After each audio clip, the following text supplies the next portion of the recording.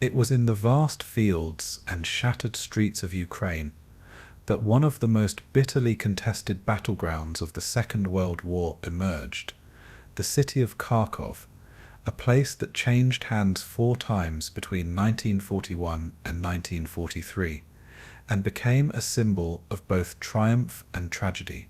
The Battle of Kharkov was not a single clash, but a brutal series of campaigns, each one bloodier and more desperate than the last, as Hitler's Wehrmacht and Stalin's Red Army threw men, tanks and artillery into relentless struggle for control of this vital city.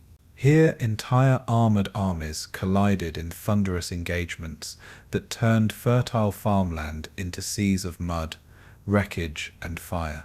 Streets once filled with daily life were reduced to ruins, echoing only with the roar of T-34 Sears, the crack of rifles and the cries of the wounded.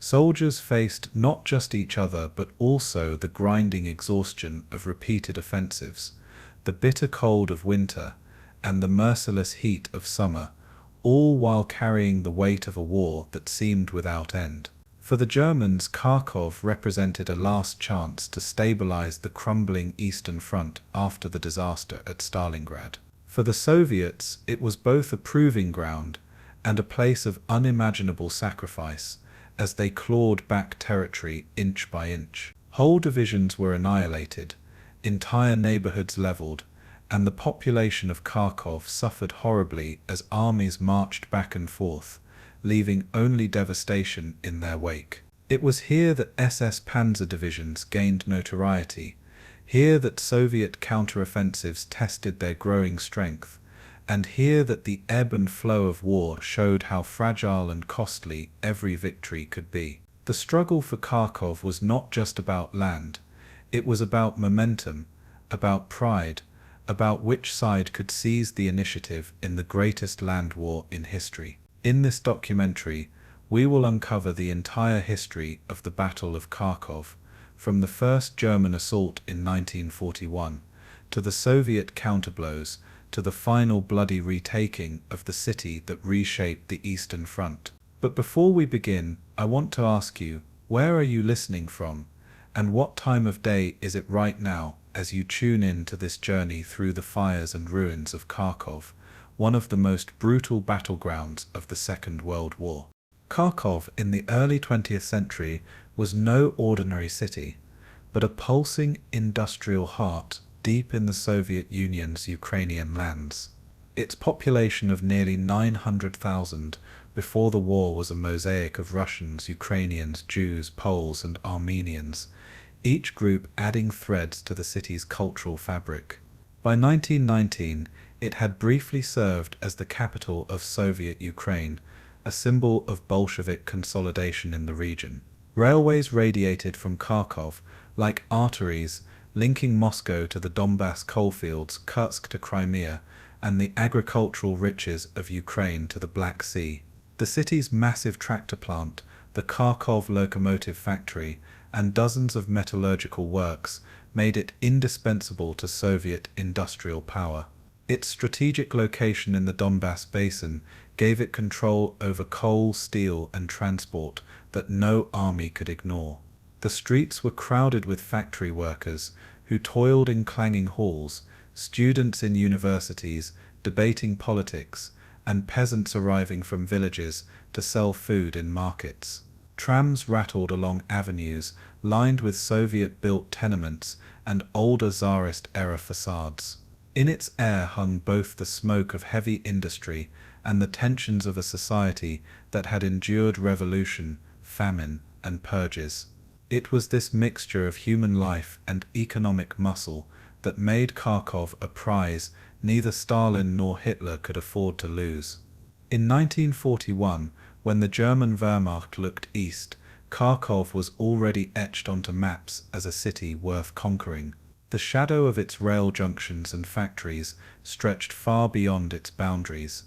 Geography shaped Kharkov as much as steel and coal did, positioning it in the rolling steppe of northeastern Ukraine. The flat land surrounding it, cut by rivers like the Udi and Lopan, offered ideal corridors for armored thrusts and mechanized warfare. To the east lay the Donets Basin, thick with coal mines, machine works, and vital fuel for any modern army. To the north and west stretched agricultural fields, wheat and rye swaying in winds that once fed the Soviet breadbasket. The rail lines that crisscrossed this terrain made Kharkov a node of logistics where an army could refuel, repair, and rearm before striking again. For the Germans, it was a gateway to deeper Ukraine and the Volga, a stepping stone towards Stalin's southern resources. For the Soviets, it was a shield for Moscow's southern flank, a bastion that could not be surrendered lightly. The open steppe, however, also meant that whoever controlled armored maneuver could envelop or bypass defenders quickly. Forests were sparse, cover limited, and infantry caught in the open were often doomed against tanks or artillery. These natural features, paired with rail junctions, elevated Kharkov from being just another city to being a military fulcrum. Strategists in Berlin and Moscow studied its terrain with equal fascination. What they saw was not just a city, but a key to entire campaigns. For Stalin, Kharkov was more than a map coordinate. It was one of the Soviet Union's industrial crown jewels. The Kharkov tractor plant produced thousands of machines that ploughed Soviet fields, but could also be adapted to military roles in wartime.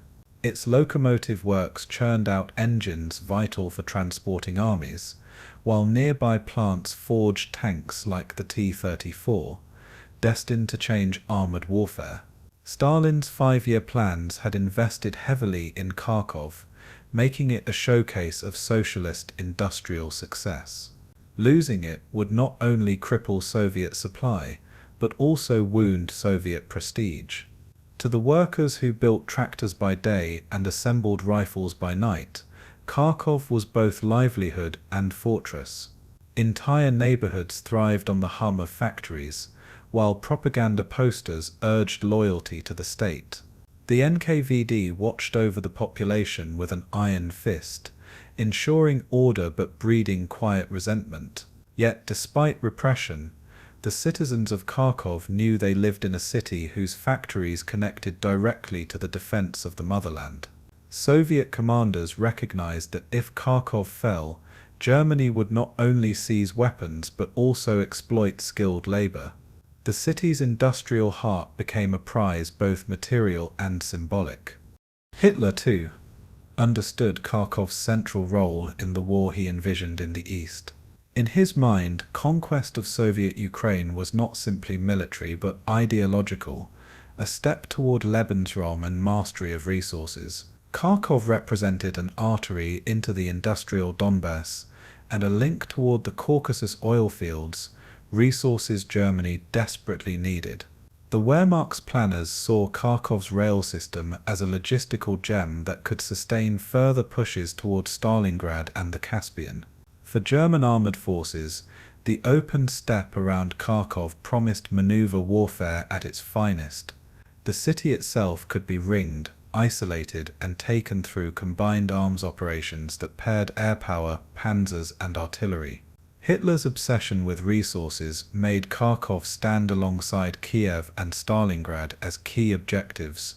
For the German High Command, the capture of Kharkov would not only choke Soviet industry, but also demoralize a population reliant on its factories. Its fall would announce to the world that Germany had secured a gateway into the Soviet heartland.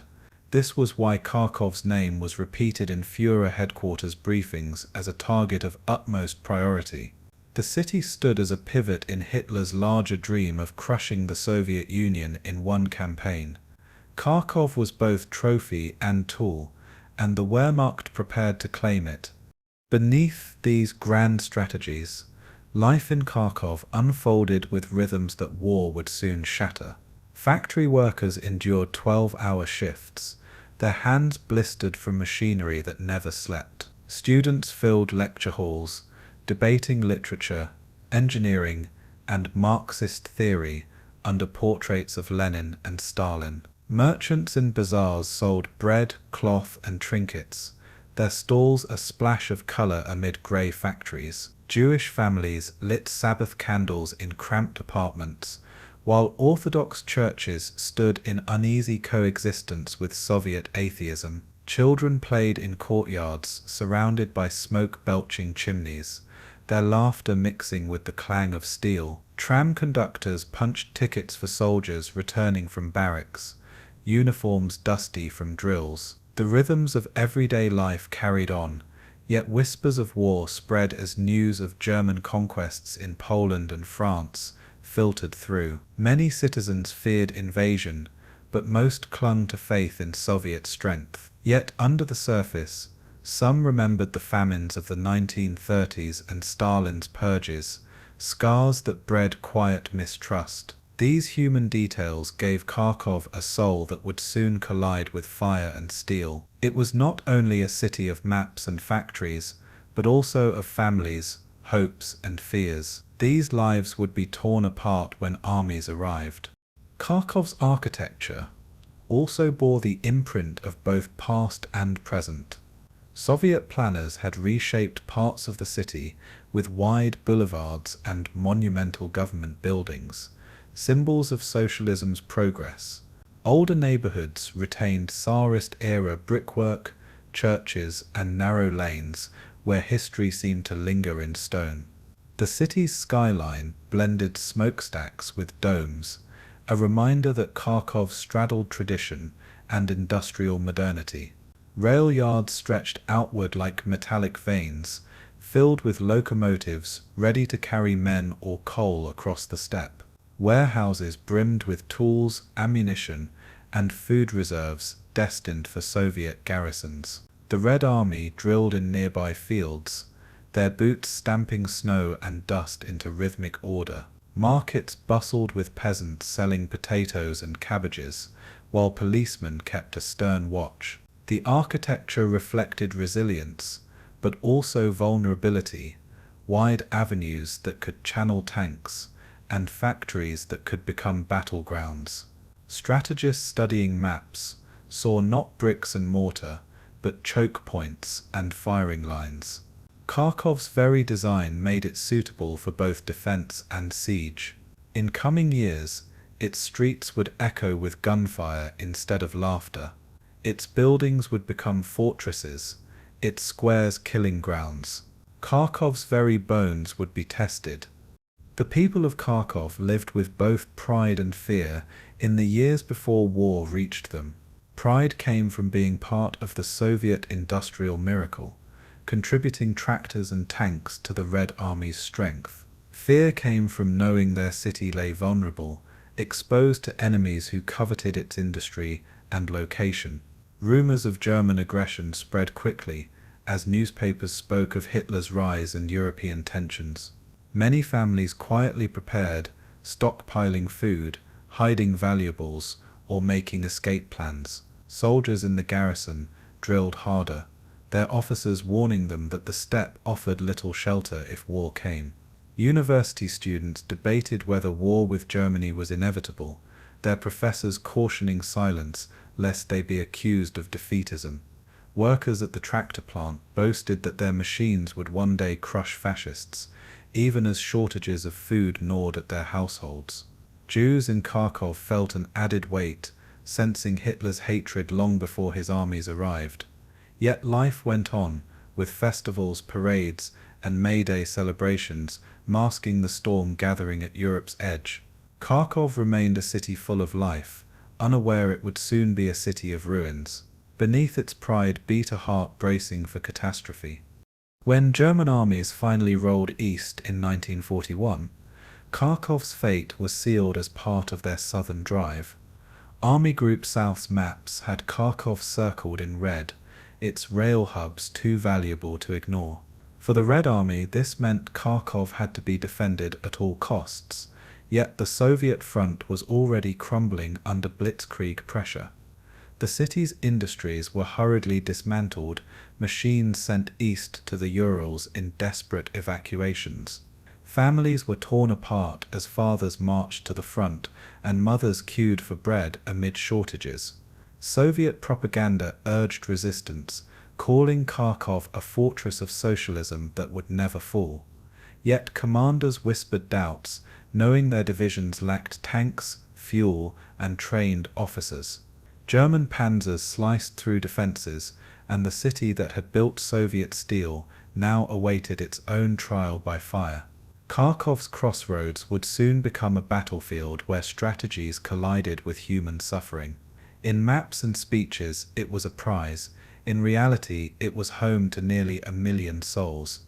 The city's destiny would be to change hands not once, but 4 times, and each time its people would pay the price in blood, rubble, and memory. Kharkov was not just a place, it was a crucible of total war. When Operation Barbarossa erupted on June 22, 1941, it was more than an invasion, it was an earthquake that shook the very foundations of Eastern Europe. Hitler unleashed 3 massive army groups, each tasked with a decisive blow against the Soviet Union. To the north, Leningrad was the target, while to the center lay the path to Moscow. But for Army Group South, Kharkov gleamed like a jewel in the Ukrainian steppe. Commanded by Field Marshal Gerd von Rundstedt, this southern force numbered over 800,000 men, backed by thousands of tanks and aircraft. Its mission was to capture Ukraine's fertile fields, coal mines, and industrial giants.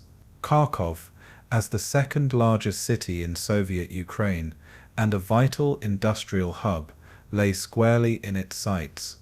The opening barrage shattered Soviet border defenses, sending shockwaves through Kiev, Odessa, and Kharkov. Villages burned as the Luftwaffe strafed retreating Red Army columns along dusty roads. The invasion was not just a clash of armies, but a race against time, and Kharkov's name was already penciled into Wehrmacht plans.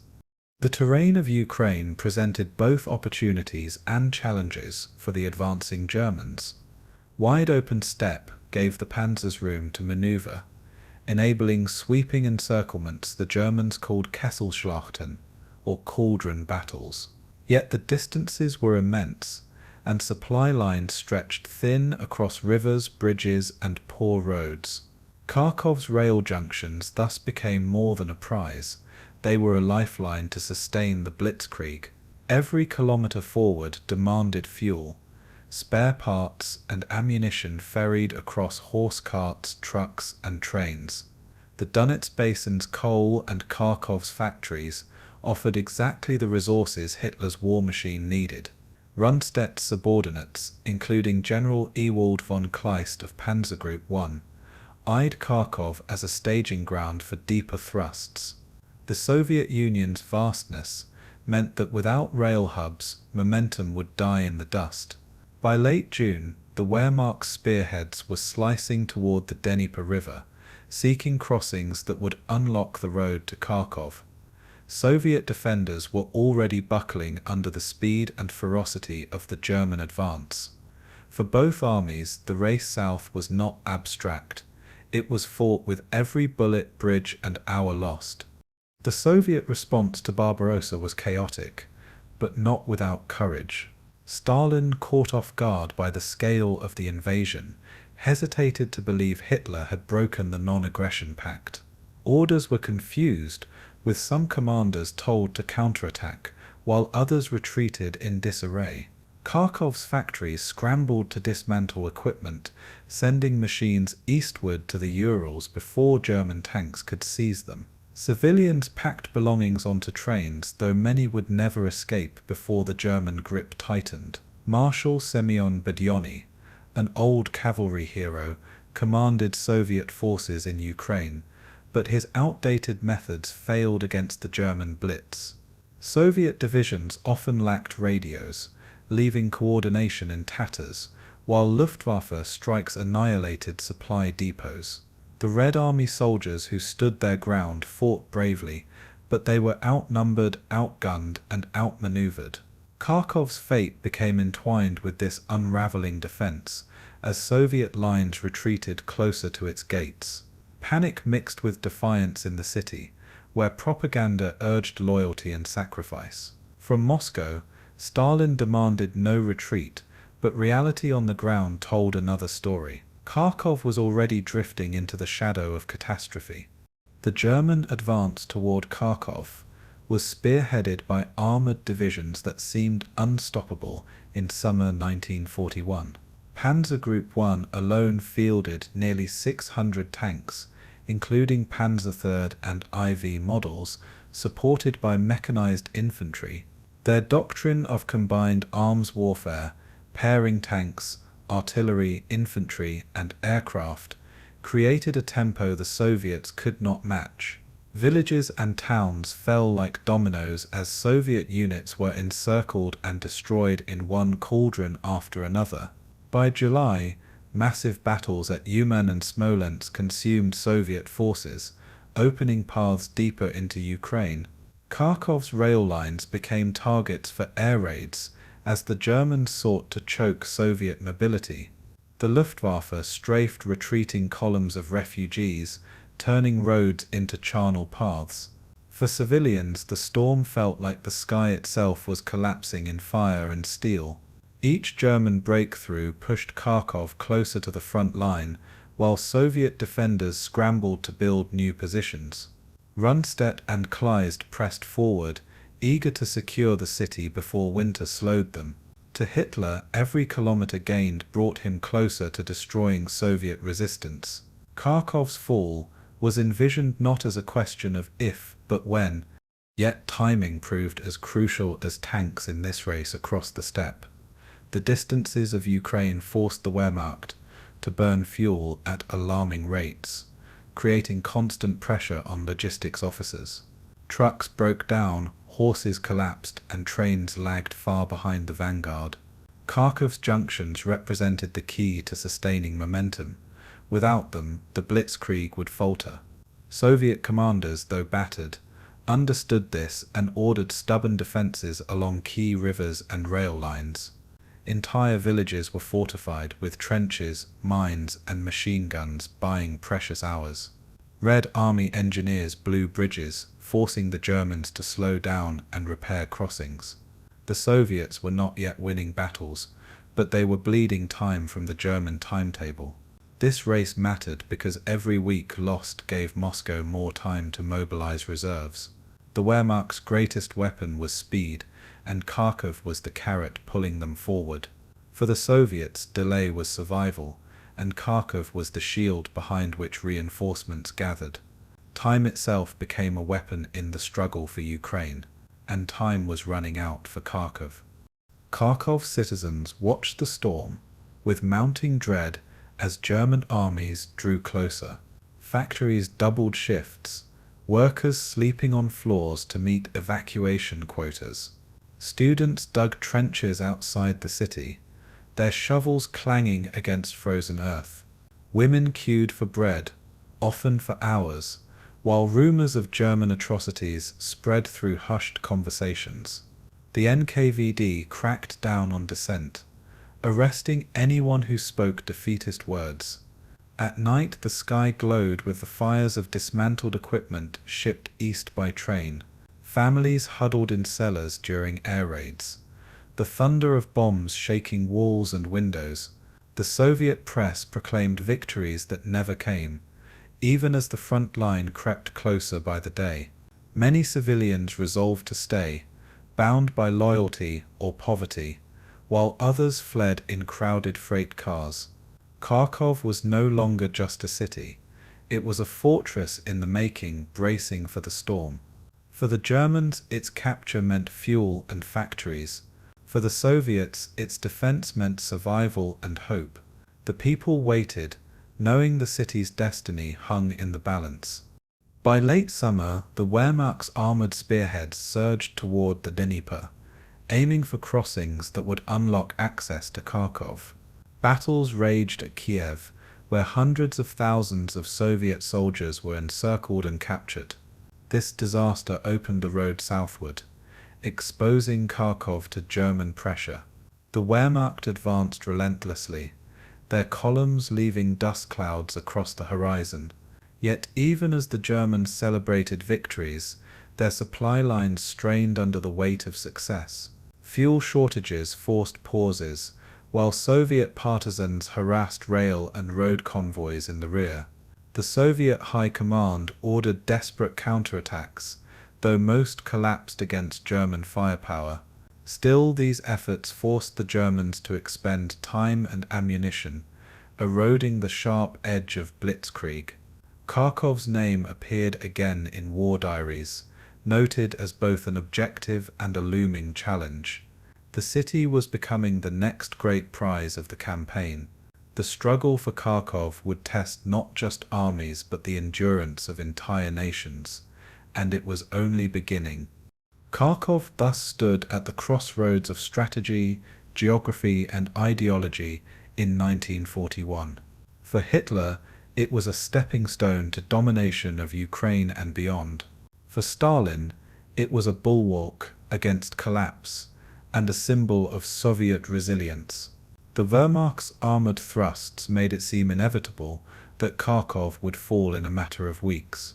Yet the vastness of the Soviet Union, the grit of defenders, and the tyranny of distance slowed the German storm. The city was drawn into a larger contest between speed and endurance, mobility and attrition. Civilians braced for the shockwave of modern war, even as soldiers prepared to fight on fields and streets. Kharkov's factories, railways, and workers made it both an operational prize and a human tragedy waiting to unfold. The city would soon endure occupation, liberation, and reoccupation, caught in the claws of total war. As the storm of Barbarossa swept across the steppe, Kharkov waited at the center of history's most brutal collision. It was no longer just a Soviet city, it was becoming a battlefield where the fate of nations would be written. And when the storm arrived, it would not pass quickly. In the summer of 1941, Kharkov was defended not only by its walls of brick and steel, but by the weary men of the Red Army charged with holding the southern flank. Stalin's orders had poured divisions into Ukraine, but many were ill-prepared for the storm barreling toward them. The southwestern front, commanded by Colonel General Mikhail Kirpinus, bore the impossible task of shielding both Kiev and Kharkov. His forces included infantry divisions cobbled together from reservists, understrength tank brigades equipped with aging BT-7S and T-26S, and riflemen lacking proper radios or transport. Ammunition stockpiles were incomplete, supply lines were chaotic, and trucks often carried as much bread as bullets. Soldiers dug trenches in fields where wheat still swayed, their sweat mixing with the soil they hoped would shield them. Commanders received conflicting directives from Moscow, sometimes ordered to counterattack with forces too weak even for defense. Political commissars, tasked with ensuring ideological loyalty, interfered with operational decisions at every level. Fear of punishment stifled initiative, as retreat could be branded treason in Stalin's harsh system. Kharkov's defenders were trapped between the iron will of their leader and the steel claws of their enemy. As the Wehrmacht advanced, they would pay in blood for Moscow's indecision. On the German side, planning was meticulous, though not without its own internal tensions.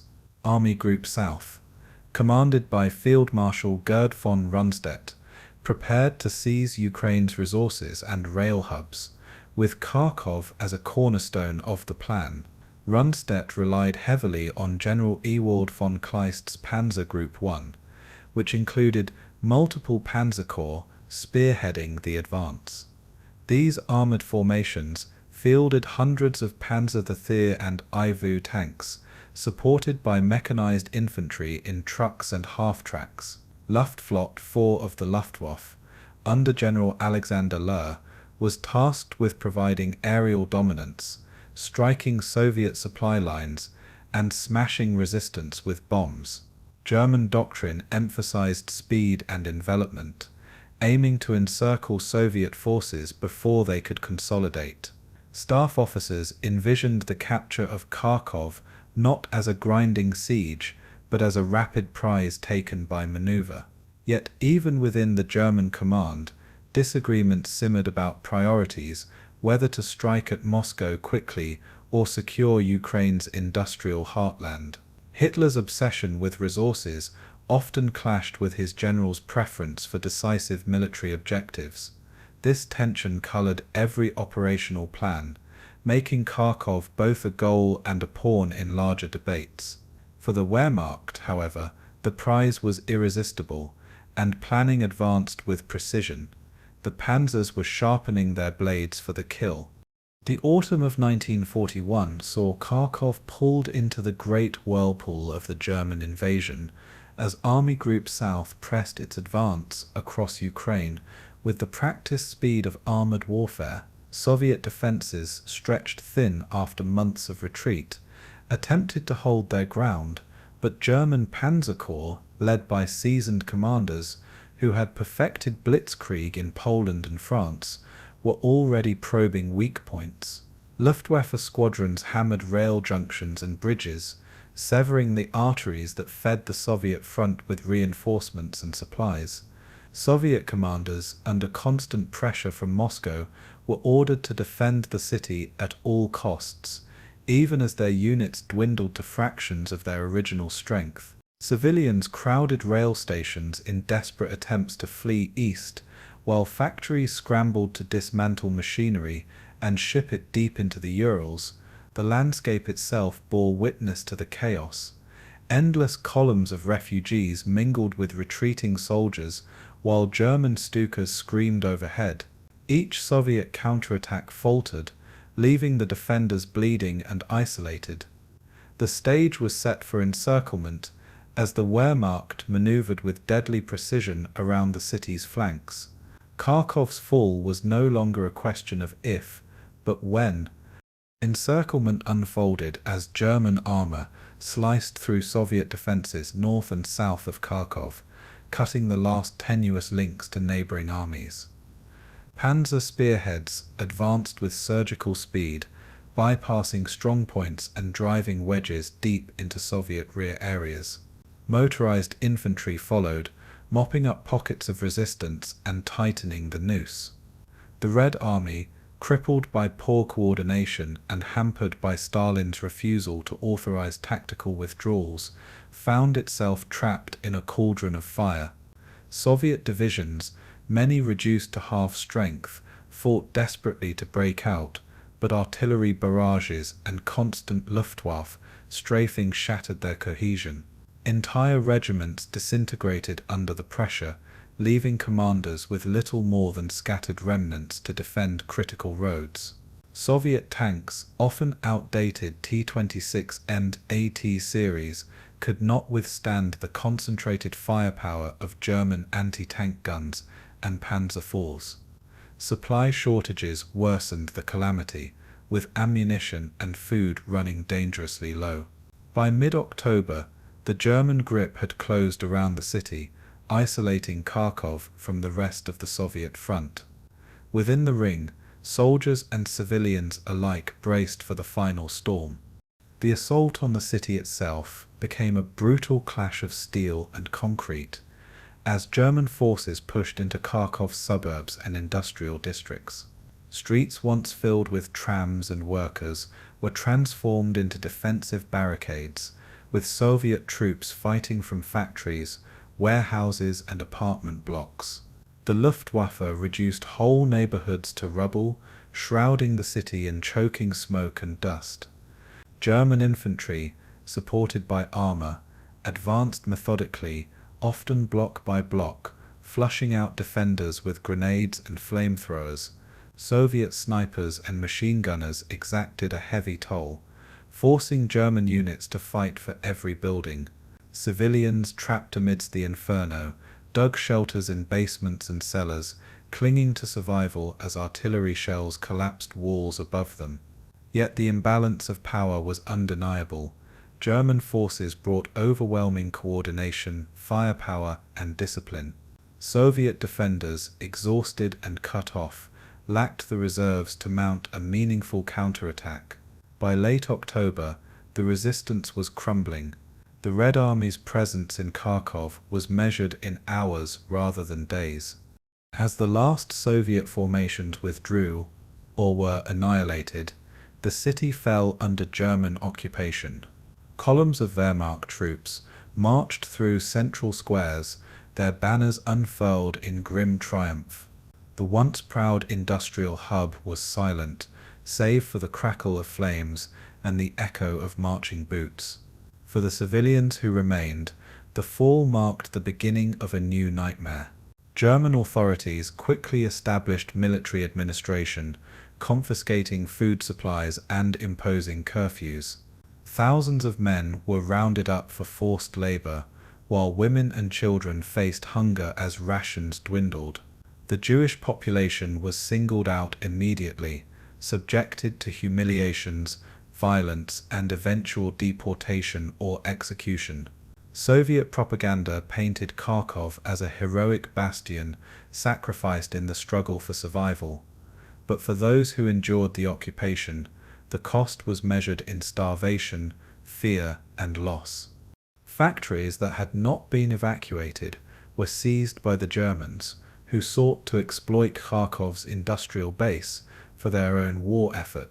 Machine tools, vehicles, and raw materials were repurposed for the Wehrmacht, even as partisan activity simmered in the shadows. Rail lines, repaired under German supervision, were used to ferry supplies toward the front, cementing Kharkov's role as a logistical prize. Yet the occupation faced constant resistance, with sabotage and intelligence leaks, carried out by brave civilians who risked execution for defiance. German reprisals were swift and brutal, often involving public hangings or mass shootings, meant to cow the population into submission. Despite the terror, the spirit of resistance endured, nurtured by the hope of eventual liberation. Every passing week under German control deepened the scars left by the fall. The strategic significance of Kharkov's capture reverberated across the Eastern Front. For Hitler, the conquest was proof of Blitzkrieg's continued supremacy, a stepping stone toward the oil-rich Caucasus and a dagger aimed at Soviet industry. For Stalin, the loss was a humiliation, exposing the weakness of Soviet defenses and the cost of rigid, politically driven military decisions. Western observers, reading reports of Kharkov's fall, saw confirmation of German dominance in the east.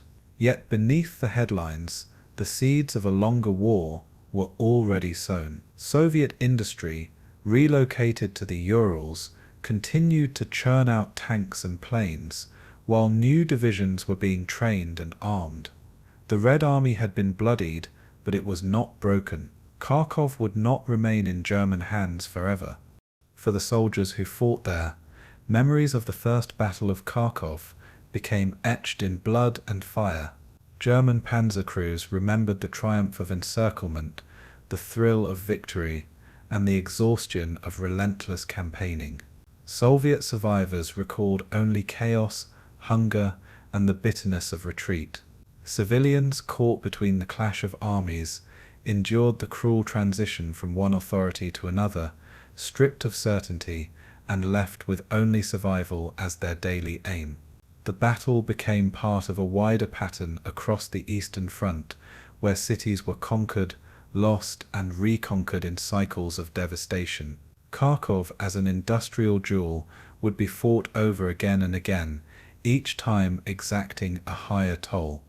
As autumn turned to winter, the front line moved farther east, yet Kharkov's fate was far from sealed. The city, scarred by bombing and emptied of much of its population, stood as a symbol of the brutal logic of total war. Its capture gave the Germans prestige and resources, but also tied them to a landscape that would soon turn against them. The first battle was only a prologue, a foretaste of the greater clashes yet to come. For both Stalin and Hitler, Kharkov remained unfinished business, its streets destined to host some of the bloodiest confrontations of the entire conflict. And for the people of the city, survival meant enduring the long occupation, waiting for the next storm of war to break. When Kharkov fell under German control in late 1941, the Wehrmacht wasted no time in establishing a rigid system of occupation designed to harness the city's resources for the Reich's war machine. Military governors, backed by SS and Gestapo operatives, divided the city into administrative zones, each overseen by German officers who imposed strict curfews and rationing. Industry was the immediate priority, with engineers dispatched to assess surviving factories and redirect production toward German needs. The massive Kharkov tractor plant, once a pride of Soviet industrialization, was stripped of machinery that could be dismantled and shipped west. Workshops were repurposed to repair tanks and vehicles, while smaller plants were forced into producing spare parts for the Wehrmacht's logistical lifeline. Civilians, reduced to laborers, were compelled to work under punishing schedules, often with little food and no pay. Starvation soon became an everyday reality, as German authorities requisitioned harvests from the surrounding countryside. For Kharkov's inhabitants, occupation meant both servitude and hunger, their survival tethered to the whims of their conquerors. The labor system expanded rapidly, with entire families pressed into service for German projects. Young men were seized in roundups and sent to camps in Germany, part of the sprawling network of forced labor that stretched across occupied Europe. Women and even teenagers were conscripted into factory lines, working endless shifts with tools scavenged from bombed-out plants. Testimonies from survivors recall the hunger gnawing constantly at their stomachs, the cold creeping through unheated workshops, and the constant threat of beatings from German overseers. Deportation trains became a regular sight at Kharkov's rail stations, with cattle cars filled not with goods, but with workers destined for labor camps far from their homes. The fear of being seized haunted every street corner, and families lived in dread of losing their children to the Reich's labor machine. Each departure further hollowed out the city, draining it of its strength while feeding the German war effort. German authorities also targeted Kharkov's Jewish population, implementing systematic persecution that foreshadowed the broader machinery of genocide.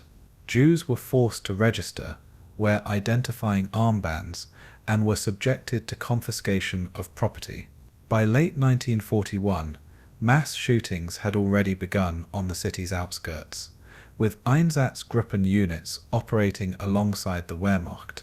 Survivors described scenes of horror as families were driven to ravines and fields, forced to dig their own graves before being executed en masse. Others were herded into makeshift ghettos under appalling conditions, starved and terrorized until deportations carried them to extermination sites. For Kharkov's Jewish community, once vibrant and deeply integrated into the city's culture, occupation spelled annihilation. Their absence would leave a silence across neighborhoods that had once been alive with commerce, learning, and worship. Partisan resistance, though initially fragmented, soon grew into a constant thorn in the side of German administration. Sabotage of railways, attacks on convoys, and clandestine networks of information passing back to Soviet lines forced the occupiers to dedicate troops to internal security. German reprisals were merciless, with entire villages burned in retaliation for partisan activity, and hostages executed to deter resistance. In Kharkov itself, informants and collaborators were used to root out underground cells, creating an atmosphere of paranoia where trust between neighbors could mean life or death. For the Germans, control required not only guns and prisons, but also the steady cultivation of fear. Every act of defiance was answered with disproportionate violence, meant to break the spirit of the population. Yet the very severity of these measures often had the opposite effect, pushing more civilians toward clandestine resistance. The reorganization of Kharkov's economy under occupation followed the harsh logic of exploitation. Rail junctions, once the arteries of Soviet supply, were now used to funnel grain, coal, and steel toward the Reich. Engineers supervised the dismantling of critical machinery, which was shipped westward to replenish German factories damaged by Allied bombing. Skilled laborers were coerced into training younger workers, creating a labor force that could maintain production despite attrition. Conditions inside factories deteriorated as materials grew scarce, and workers improvised with salvaged parts under constant pressure to meet quotas. Hunger gnawed at efficiency, as rations rarely covered even a fraction of caloric needs for heavy labor. Despite the hardships, German overseers continued to demand ever higher outputs, measuring success not by human endurance but by shipments westward. Each day in the factories was a grim reminder of how the conqueror's war was paid for by the blood and sweat of the conquered. For the city's civilians, daily life became a negotiation with survival under impossible circumstances. Food markets were strictly controlled, forcing many into black market dealings just to keep their families alive. Mothers bartered heirlooms for a few potatoes, while children scavenged in alleys for scraps left behind by German soldiers. Winter compounded the misery, as heating fuel was scarce and clothing worn thin, leaving families huddled together in cold apartments. Disease spread rapidly in these conditions, with typhus outbreaks cutting down both the young and elderly. German hospitals treated only their own soldiers, leaving civilians to rely on whatever medical scraps could be found. Entire neighborhoods fell silent as hunger and sickness consumed their inhabitants. For Kharkov's people, occupation was not only oppression, but a slow and grinding assault on the very possibility of life. Testimonies from survivors provide the most haunting insights into these years of darkness. Workers recalled the dull roar of machines drowning out the cries of hunger, the endless repetition of tasks under the gaze of armed guards. Deportees described the stench of cattle cars, the suffocating crush of bodies as trains rattled toward labor camps in Germany. Mothers remembered clutching their children as soldiers dragged away husbands and brothers, powerless to intervene. Others recounted the eerie quiet after mass shootings, when entire neighborhoods seemed to vanish overnight. These stories, carried through generations, reveal not just the suffering inflicted but also the resilience of those who endured. Even in the darkest moments, fragments of humanity survived, shared bread, whispered songs, or the quiet defiance of sabotage. Kharkov under German rule became both a vital cog in the machinery of the Reich and a crucible of suffering for its inhabitants. The city's industries fueled German divisions, while its people were reduced to pawns in a system of exploitation and terror. Yet beneath the surface, defiance never disappeared, sustained by memories of freedom and the hope of eventual liberation. The occupation etched scars that would not fade, shaping how Kharkov remembered itself long after the war ended. For those who lived through it, the years of German rule were measured not in calendars but in hunger, fear, and loss. And for the broader war, Kharkov stood as a grim symbol of what it meant to conquer a city not only with tanks and guns, but with chains, hunger, and death. The winter of 1941-42 transformed Kharkov and its surrounding steppe into a theater of stagnation, where mobility froze under the weight of ice and exhaustion. German armored spearheads, once symbols of lightning conquest, now lay bogged down in snowbound positions with engines failing in the sub-zero cold. Soviet counterattacks, though poorly coordinated and often under-equipped, found their strength in the relentless pressure of men and climate. Civilians scavenged wood for fires, while soldiers on both sides wrapped themselves in rags to fend off the merciless wind. Fuel congealed in frozen lines, forcing mechanics to heat engines with burning straw before tanks could rumble to life. The rail network strained under frostbite and sabotage, reducing the lifeline of supplies to a trickle. For Kharkov, the front lines did not move dramatically, but the toll of attrition mounted with every passing day. The clash of armies gave way to the grinding of endurance, where survival itself became a form of combat. German commanders, confident after the autumn victories, discovered the limits of their operational reach in the depths of the Ukrainian winter. The Wehrmacht supply system, stretched thin from the Dnieper to the Donets, faltered under relentless demands for fuel, ammunition, and food. Horses collapsed in the snow, their bodies left as frozen carcasses on roadside verges. Trucks slipped on icy tracks, often abandoned when they could not be recovered, leaving troops stranded without rations. Soviet partisans struck rail lines with explosives, further crippling Germany's already fragile logistics. Even seasoned panzer divisions found themselves fighting hunger and frostbite more than Soviet rifles. Field hospitals overflowed with cases of pneumonia and frostbite, injuries every bit as crippling as combat wounds. For men who had been promised quick victory, the realization that war had become a war of attrition was sobering, and the longer they stayed, the deeper the cold gnawed into their morale. On the Soviet side, the Red Army endured its own torment as reinforcements poured in from the east, despite staggering losses. Fresh recruits, many with minimal training, were rushed to Kharkov sector, armed with outdated rifles or no rifles at all. Factories deep in the Urals strained to replace what had been lost, sending new tanks, uniforms, and artillery westward by rail. Yet shortages persisted, leaving many soldiers dependent on scavenging or sharing equipment from fallen comrades. Commanders like Marshal Semyon Timoshenko recognized the strategic importance of Kharkov, insisting on holding lines even when resources were scarce. The civilian population, already battered by occupation, bore an even heavier weight as the Soviets leaned on partisan networks to harass German lines. These networks grew bolder during the winter, emboldened by the Wehrmacht's difficulties. For the Red Army, attrition was not just endurance, it was the slow rebalancing of a war that had once seemed irretrievably lost.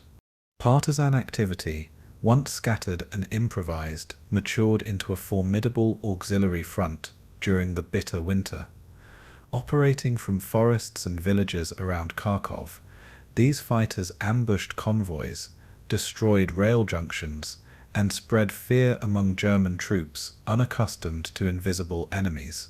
The sabotage of fuel depots crippled mobility, while derailments delayed reinforcements destined for the front. Partisan units relied on local knowledge, blending into peasant communities where German reprisals often struck the innocent rather than the guilty. Villages were burned, and civilians hanged in reprisal, but the cycle only deepened resentment and fueled greater resistance. German patrols swept the countryside, yet their inability to stamp out the threat left officers frustrated. Each strike not only disrupted logistics, but also eroded the illusion of total control. The war in the rear became as draining as the battles at the front, weakening German strength in both material and spirit. Inside Kharkov itself, the occupation regime grew harsher as winter stripped away illusions of normalcy. Food rations, already meager, shrank further as German authorities prioritized their own soldiers over starving civilians. Markets emptied, forcing desperate barter with black market traders or theft from storage depots under guard. Families huddled in unheated apartments, surviving on thin soups of boiled weeds or scraps scavenged from animal carcasses. The city became a place of shadows where hunger hollowed faces and silence lingered in streets once alive with industry. Deportations for forced labor continued, even as trains struggled through snowbound tracks. For civilians, hope of relief lay not in immediate liberation, but in the faint promise of Soviet return. Survival meant not only endurance but the constant calculation of risk under German rule. And the city's suffering mirrored the stalemate on the front, where both occupier and occupied were trapped by winter's grip. The Wehrmacht sought to consolidate its hold by fortifying Kharkov and its surrounding lines against renewed Soviet pressure. Engineers dug bunkers into the frozen earth, wiring defensive belts with mines and barbed wire. Divisions rotated to rest, but exhaustion was never fully lifted, as replacements rarely equaled the men they lost. Artillery batteries pounded Soviet positions daily, more to maintain morale than achieve breakthrough. Luftwaffe squadrons, once dominant, now struggled with cold weather operations, their aircraft grounded by ice or diverted to other fronts. The Wehrmacht had conquered vast lands, but each additional mile stretched its resources thinner. Generals debated strategy, some urging renewed offensives, others recognizing the futility of advancing further without secure supply. The first cracks in German confidence were visible, though masked by propaganda.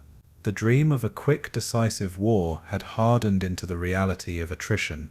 For the Soviets, the stalemate was also preparation, a time to regroup and learn from bitter lessons. Commanders studied the failures of earlier offensives, adapting tactics to exploit German vulnerabilities. Training camps far behind the front drilled new recruits in winter combat, ski warfare, and infiltration tactics. Soviet industry, relocated east of the Urals, began to hit its stride, with tanks and artillery rolling off production lines in greater numbers. By the early months of 1942, entire divisions were being re-equipped and reorganized. Intelligence networks tracked German dispositions around Kharkov, feeding data to commanders planning new thrusts. Morale, though battered, was buoyed by the knowledge that Germany was not invincible. Each day of survival was a victory, each shipment of supplies from Siberia and the Allies a promise of endurance. The winter had cost them dearly, but it had also bought them time to prepare for counterblows. The frozen months of 1941-42 did not deliver dramatic breakthroughs, but they reshaped the battlefield in ways no single offensive could. German divisions, once the spearhead of blitzkrieg, found themselves immobilized by cold, starvation, and resistance. Soviet armies, though bleeding heavily, discovered resilience in hardship, forging the basis for future offensives. Civilians suffered in silence, caught between occupier and liberator, their city carved into an arsenal of exploitation. The war around Kharkov became a war of attrition, where frost, hunger, and sabotage proved as decisive as tanks and guns. By spring, both sides looked to renew their efforts with fresh vigor. For the Germans, it would mean pressing deeper into Soviet lands in pursuit of victory. For the Soviets, it meant striking back at the occupiers who had desecrated their soil. Winter had frozen the battlefield, but beneath the snow, the seeds of future battles had already taken root. The spring of 1942 brought with it a dangerous mix of desperation and determination within the Soviet High Command, as Stavka sought to seize the initiative after the grinding attrition of the winter. Kharkov, still in German hands, stood as both a symbol of lost Soviet industry and a gateway to the Donbas and the Caucasus beyond. Marshal Semyon Timoshenko, commanding the southwestern front, believed the Red Army had gathered sufficient strength to launch a decisive blow that could liberate the city and destabilize the entire German southern wing. Soviet planners marshaled nearly 640,000 men, thousands of artillery pieces, and hundreds of tanks, convinced that overwhelming numbers could shatter German lines weakened by winter. Political leaders in Moscow, particularly Joseph Stalin, pressured commanders to act quickly, fearing that delay would allow Germany to prepare its summer offensive. Yet optimism masked flaws in intelligence, logistics, and coordination that would soon prove fatal. The stage was set for what would become one of the most catastrophic Soviet defeats of the war. The Soviet plan was ambitious but brittle, relying on simultaneous offensives from multiple axes to encircle German forces around Kharkov. The southern pincer would drive north from the Izium salient, while a northern thrust struck south, aiming to trap German divisions in a massive cauldron. Initial barrages on May 12 thundered across the steppe, with waves of Soviet infantry advancing under the cover of artillery and air support. Early gains were dramatic, as German frontline units reeled back under pressure, abandoning villages and fieldworks. Soviet tank brigades surged forward, exploiting gaps and sowing panic among enemy positions. Civilians in occupied towns briefly glimpsed the Red Army's return, only to find that momentum was fleeting. What looked like triumph was already showing signs of overextension, as supply convoys lagged behind advancing troops. Intelligence warnings about German reserves massing to the south were ignored, dismissed as pessimism by a command intoxicated with early victories. The Red Army was advancing into a trap of its own making. German commanders, led by General Friedrich Paulus of 6th Army and supported by General Ewald von Kleist's 1st Panzer Army, quickly recognized the Soviet overextension. Rather than fight on unfavorable ground, they conducted controlled withdrawals, luring Soviet spearheads deeper into exposed salients. Behind the lines, powerful panzer and motorized divisions, held in reserve by Field Marshal Fedor von Bock, gathered like coiled springs. Luftwaffe reconnaissance aircraft tracked Soviet columns, reporting traffic jams, stalled fuel trucks, and disorganized formations. By mid-May, the Germans launched their counterstroke, striking the Soviet southern flank with armored precision. Panzers carved through vulnerable supply lines, severing communications and isolating forward units from their support.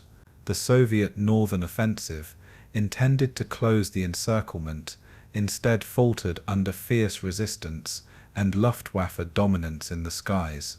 What began as an offensive of liberation was rapidly transforming into a catastrophe of encirclement. As the German counterattack deepened, Soviet units found themselves trapped in a tightening noose, unable to retreat or resupply. Entire rifle divisions were cut off in pockets, reduced to fighting for survival amid fields and villages already scarred by bombardment. Soviet tanks, lacking fuel and ammunition, were abandoned or destroyed in place, their hulks smoldering on the steppe. Communications collapsed, leaving commanders in Moscow clinging to illusions of success, long after the front had dissolved into chaos. By May 22nd, the cauldron south of Kharkov had closed completely, trapping nearly 240,000 Soviet troops. Inside the encirclement, panic spread as ammunition dwindled and rations disappeared. German artillery pounded the trapped armies relentlessly, while dive bombers harassed every attempt to break out. Soldiers who had advanced with confidence now faced annihilation, their only options being death, capture, or desperate flight through enemy lines. The dream of liberating Kharkov had turned into a nightmare of destruction.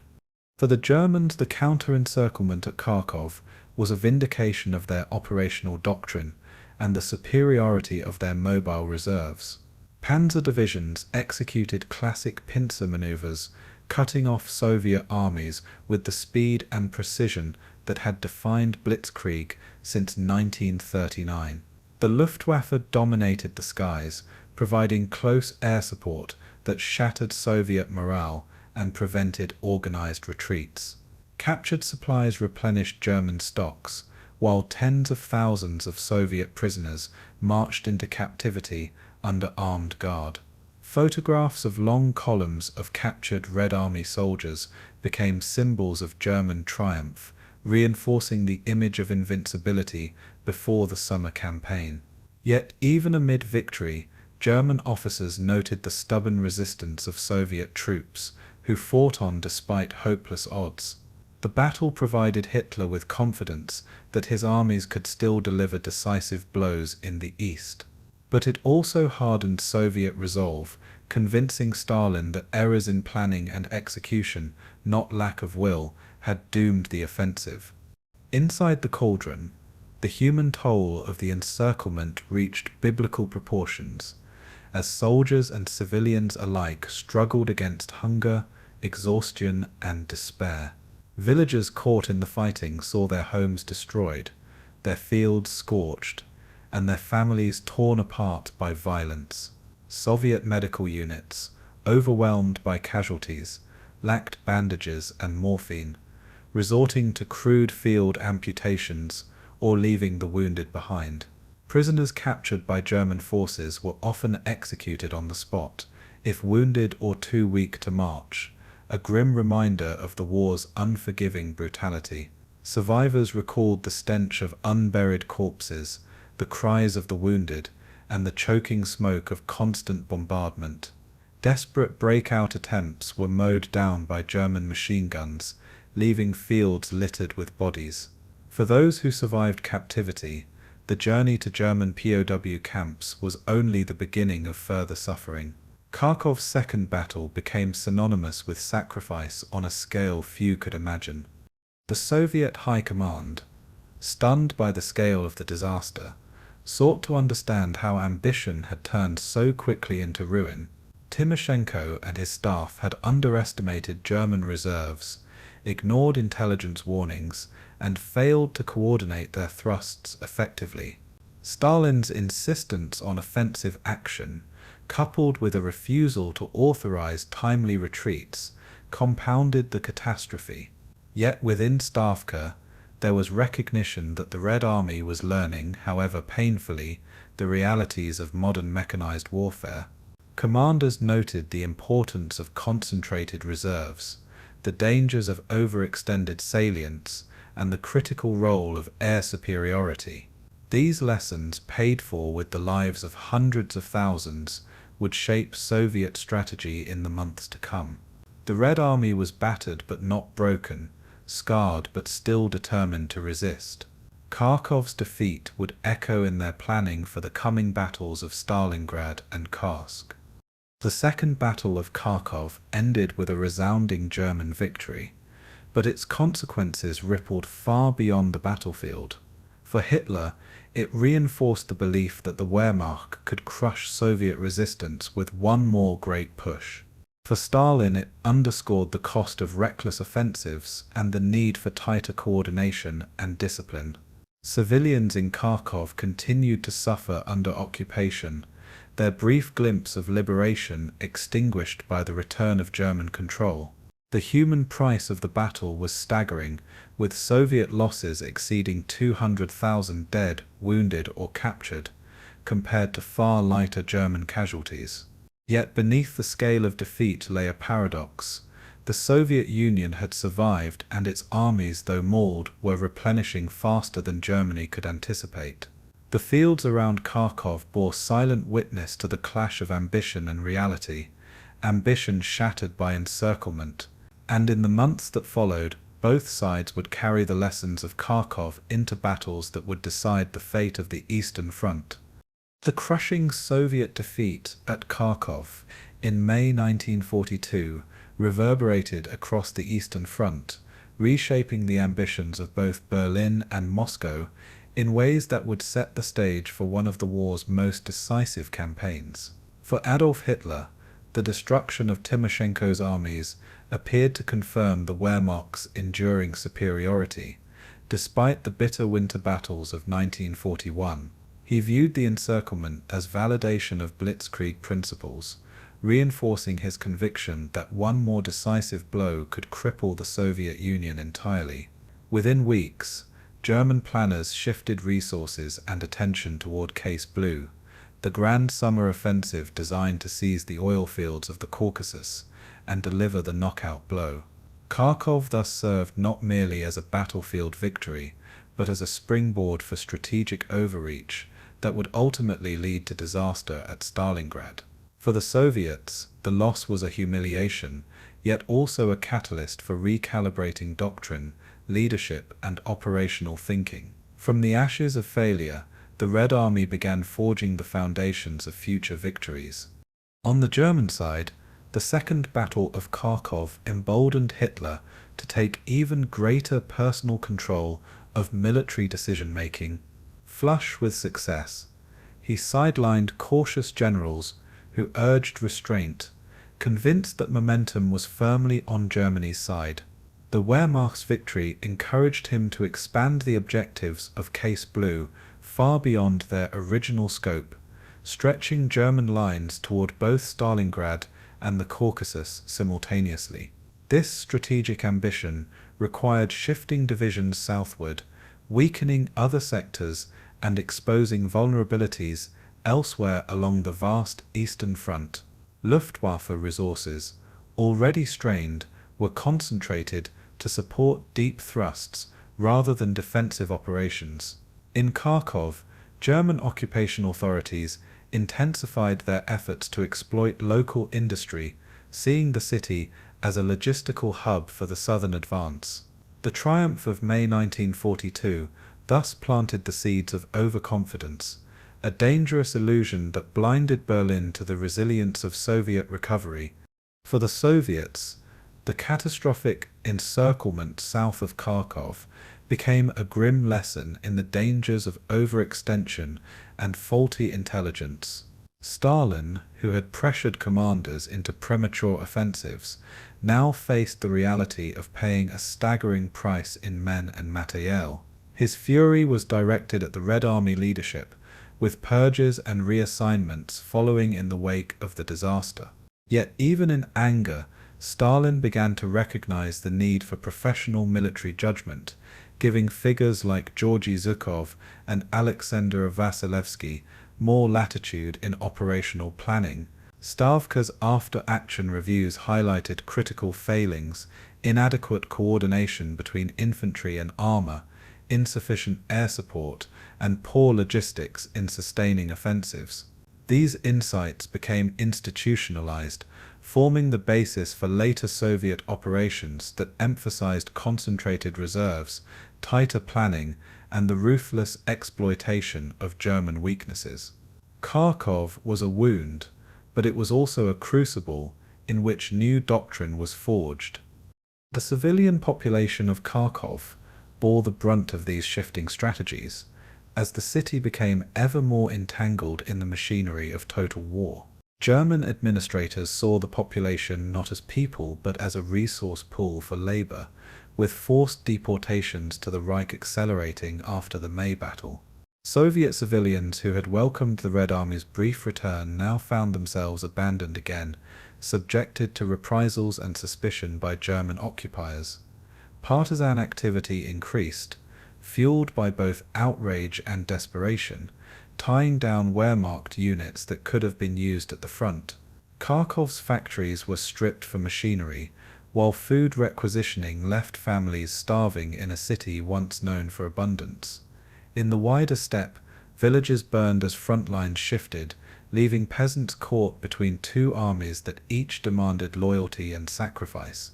The human cost of strategy was measured not only in soldiers lost but in communities shattered. Strategically, Kharkov's defeat clarified for the Soviets the necessity of defense in depth and the preservation of reserves. The lessons of May 1942 were still fresh when Stalin and Stavka prepared for the German summer offensive, guiding their decision to trade space for time. When Case Blue unfolded, Soviet commanders avoided the same overextension that had doomed them at Kharkov, focusing instead on bleeding German spearheads and preparing counteroffensives. Zhukov's emphasis on elastic defense, coupled with intelligence improvements, reflected the bitter experience of Kharkov's encirclement. The psychological shock of the defeat also hardened Soviet resolve, creating a determination to absorb losses and endure until conditions favored a decisive counterstroke. The Red Army's doctrine of resilience was not born in triumph, but in catastrophe, and Kharkov was central to this evolution. For Moscow, survival meant adaptation, and adaptation required learning from failure. In Berlin, Kharkov became a propaganda triumph, broadcast across Europe as proof of the Reich's dominance on the Eastern Front. German newsreels depicted endless columns of Soviet prisoners, reinforcing the image of Red Army incompetence and inevitability of German victory. Yet beneath the triumphalist narrative lay a more complex reality. German losses in manpower and materiel were not insignificant, and the demands of the Eastern Front continued to strain the Reich's industrial base. The reliance on Kharkov's industry underscored Germany's dependence on captured territory, a precarious foundation vulnerable to partisan sabotage and Soviet counteroffensives. Moreover, Hitler's interpretation of Kharkov's success blinded him to warnings about logistical overreach. The very confidence gained at Kharkov encouraged a reckless gamble at Stalingrad, where German armies would be trapped in their own catastrophic encirclement. Victory in one city laid the path to disaster in another. For Soviet soldiers who survived Kharkov's encirclement or captivity, the battle became a haunting memory, shaping their resolve in future engagements. Veterans spoke of betrayal, of being sent into hopeless offensives without adequate support, yet also of lessons learned in fire and blood. The Red Army's culture of adaptation emerged from such defeats, teaching officers to prioritize communication, reconnaissance, and combined arms coordination. Survivors who rejoined the fight often carried with them a grim determination not to repeat past mistakes. Their stories circulated in barracks and training camps, reminding new recruits that war on the steppe was unforgiving and demanded discipline as much as courage. In this sense, Kharkov became not just a battlefield, but a school of survival. Out of tragedy, the Red Army fashioned experience, and experience became the foundation of ultimate victory.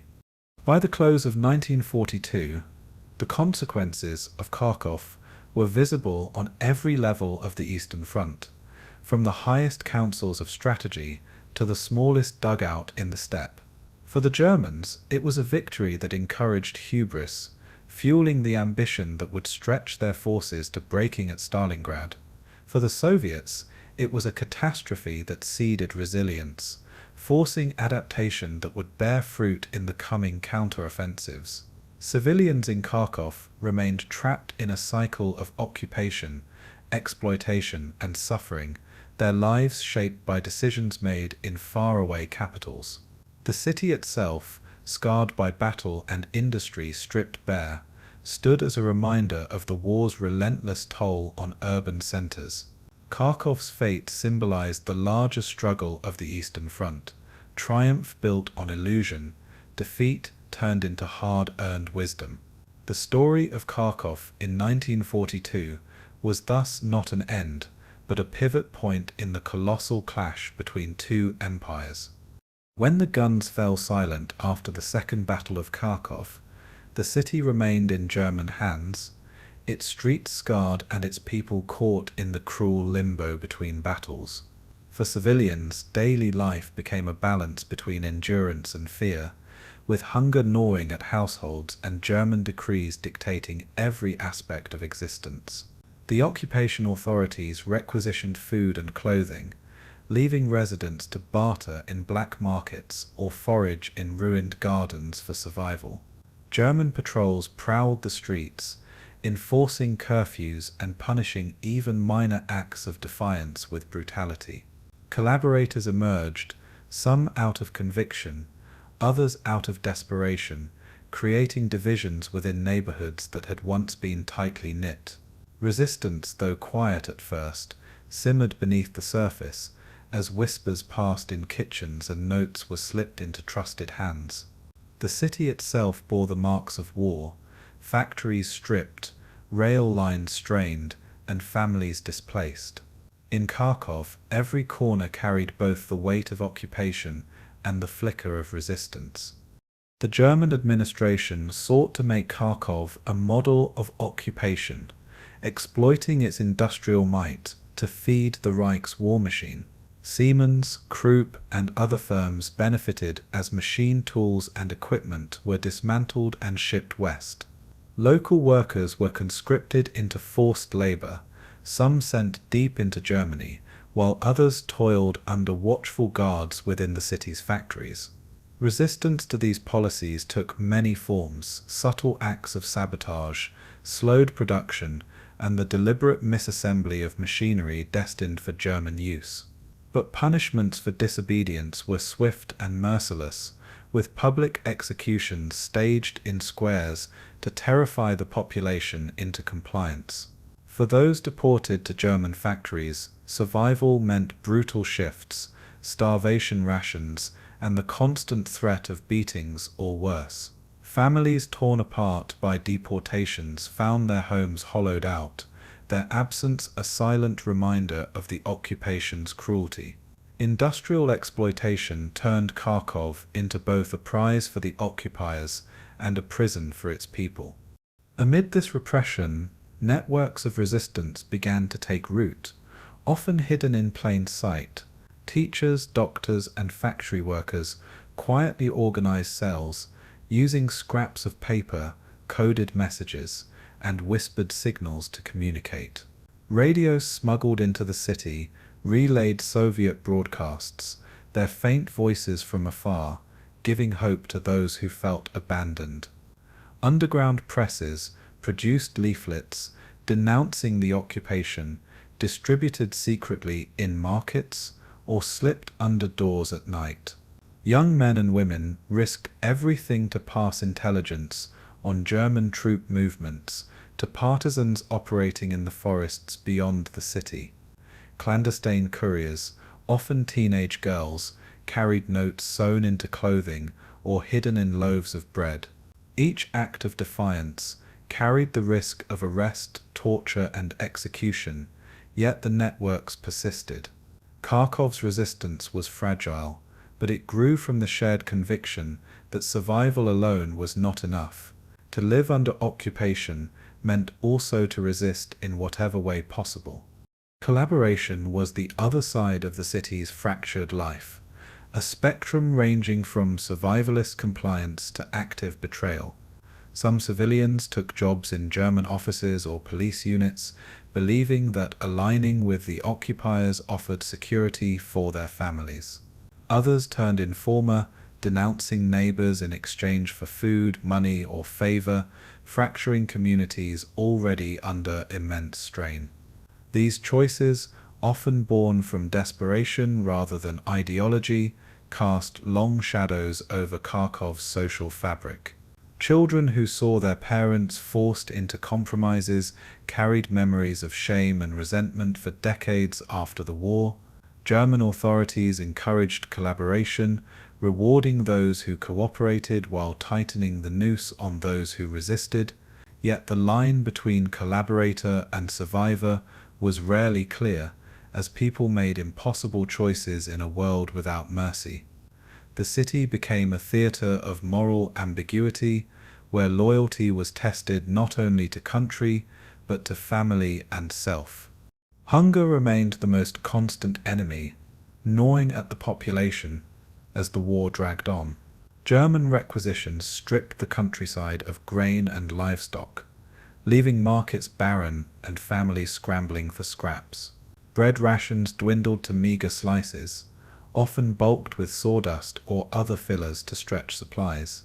Mothers traded heirlooms for potatoes, while children scavenged in garbage heaps for anything edible. Diseases spread rapidly in the malnourished population, with typhus and dysentery claiming lives as winter tightened its grip. Relief from the outside world was non-existent, and Soviet partisans, though heroic in their sabotage, could not feed the starving city.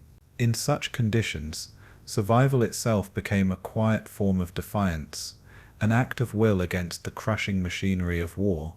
Every stolen potato, every smuggled loaf of bread carried the weight of life or death. In Kharkov, hunger was as much a weapon as bullets or bombs.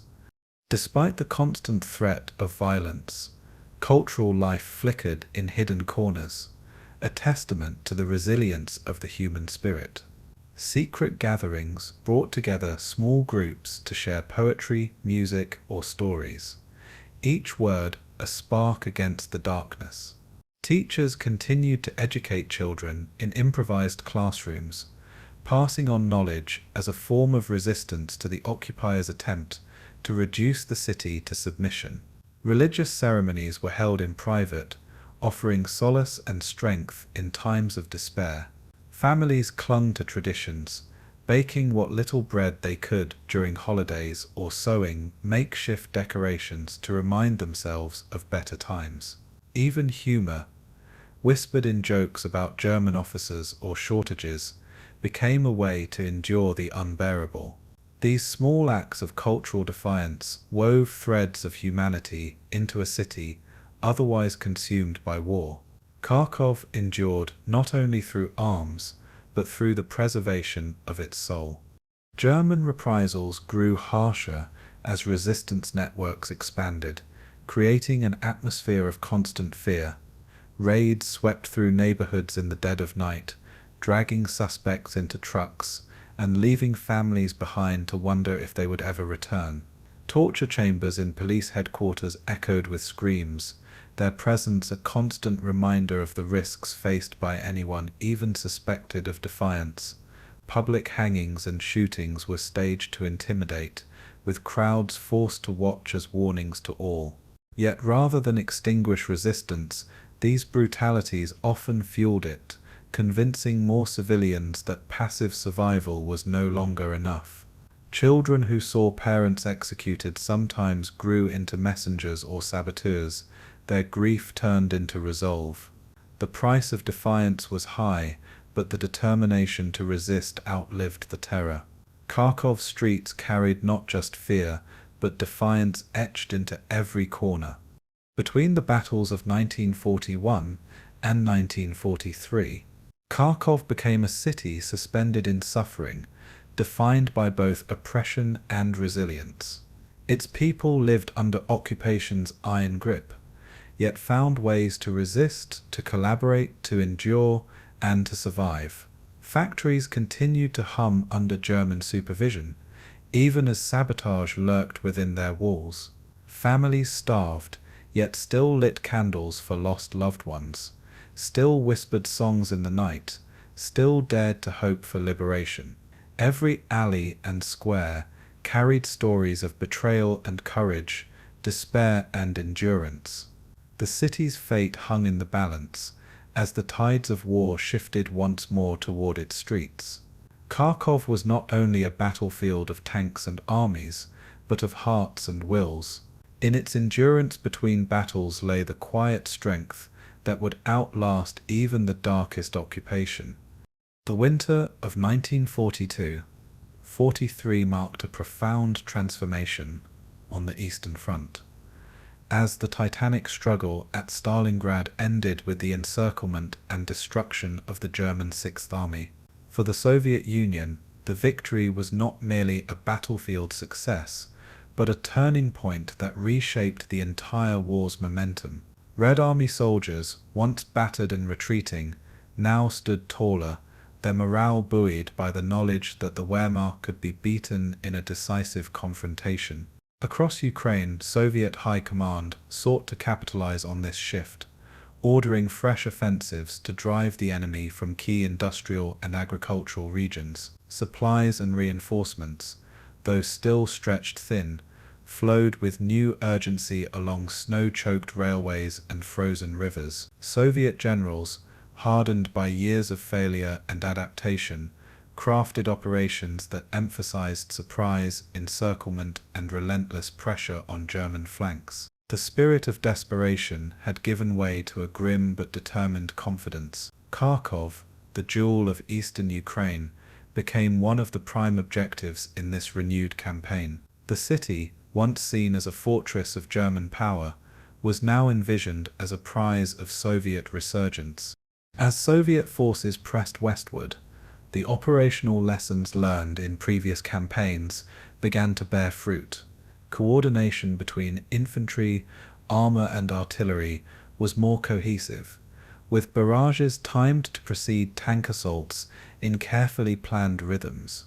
Engineers laid pontoon bridges across icy rivers under fire, enabling armor to maintain momentum despite winter's grip. Logistical officers, though strained, made extraordinary efforts to push fuel, ammunition and rations forward, often relying on horse-drawn wagons where trucks failed. Soviet tank brigades, many equipped with T-30 Corsairs rolling off Ural factories, exploited breakthroughs with speed that mirrored the German blitzkrieg of 1941. Air support, bolstered by new aircraft like the Il-2 Sturmovik, provided vital close support, disrupting German counterattacks and hammering supply columns. Soviet commanders such as Nikolai Vatutin and Philip Golikov recognized the importance of synchronizing multiple fronts to stretch German reserves to the breaking point. This operational learning, combined with growing numerical superiority, gave the Red Army an edge it had long lacked. The relentless momentum built across the steppe as towns and villages fell back under Soviet control. Kharkov lay increasingly vulnerable as Soviet advances gained strength. In the German ranks, the collapse at Stalingrad left scars that spread far beyond the ruins of the Volga. Soldiers retreating through the snow carried tales of encirclement and annihilation, stories that sapped morale in units already worn thin by 2 years of brutal campaigning. Logistics faltered as overstretched supply lines collapsed under Soviet assaults, with ammunition and food dwindling in frontline depots. Panzer divisions, once the spearhead of German offensives, struggled to refit their depleted tank fleets amid shortages of fuel and spare parts. Luftwaffe air power, once dominant, was increasingly constrained, its aircraft grounded by weather or contested by Soviet fighters. German commanders, though skilled, found themselves constantly reacting rather than dictating the tempo, as Soviet operations multiplied across a broad front. The High Command in Berlin, still reeling from the disaster at Stalingrad, pressed its armies to hold Ukraine at all costs, fearing the loss of its rich resources. Yet the Wehrmacht's aura of invincibility had cracked, and doubt began to seep even into hardened veterans. Kharkov, the logistical and industrial jewel of the Donets Basin, stood at the center of this unfolding crisis. For both sides, the struggle for the city loomed as a critical test. By February 1943, Soviet spearheads surged into the Kharkov region, driving back German defenders with a combination of relentless pressure and audacious maneuvers. The approach of Soviet armor sent waves of panic through German rear echelons, where supply units and civilian administrators scrambled to evacuate. Red Army soldiers, hardened by months of combat, pressed forward despite exhaustion, seizing villages and rail hubs to isolate the city. Soviet artillery rained shells onto German positions, forcing hasty withdrawals from defensive lines that lacked depth. The skies above Kharkov filled with dueling aircraft, as Sturmoviks swooped low to destroy convoys, while Messerschmitts attempted to claw back control. Civilians, long trapped under occupation, watched anxiously as the front lines shifted, unsure whether liberation would bring relief or further destruction. German garrisons fought bitterly, but Soviet momentum proved unstoppable, cutting through their positions with overwhelming pressure. By mid-February, the first Red Army troops reached the outskirts of Kharkov, their advance the culmination of months of sacrifice.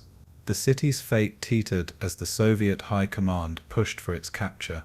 Inside Kharkov, The atmosphere was electric with fear, confusion, and cautious hope as Soviet forces closed in. German troops began hurried demolitions of rail facilities, factories, and depots to deny the Red Army any immediate use of the city's infrastructure. Civilians endured the terror of bombardments and street fighting, sheltering in basements as shells shattered windows and debris littered the streets. Soviet partisans inside the city rose in activity, guiding advancing troops with intelligence and harassing retreating German units. Red Army soldiers pushed block by block, their progress slowed by mines, snipers, and hastily prepared barricades. Each intersection became a small battlefield, with tanks inching forward under cover of infantry armed with grenades and rifles. Fires lit the skyline, casting an ominous glow as night fell over the embattled city. German withdrawal, though chaotic, remained disciplined enough to inflict heavy casualties, buying precious time for units regrouping to the west. For civilians, liberation was both exhilarating and terrifying, as the scars of occupation blended with the chaos of renewed battle. The Soviet flag rose once more over Kharkov, but the struggle was far from over. The recapture of Kharkov in February 1943 was hailed in Moscow as proof that the tide of war had truly turned.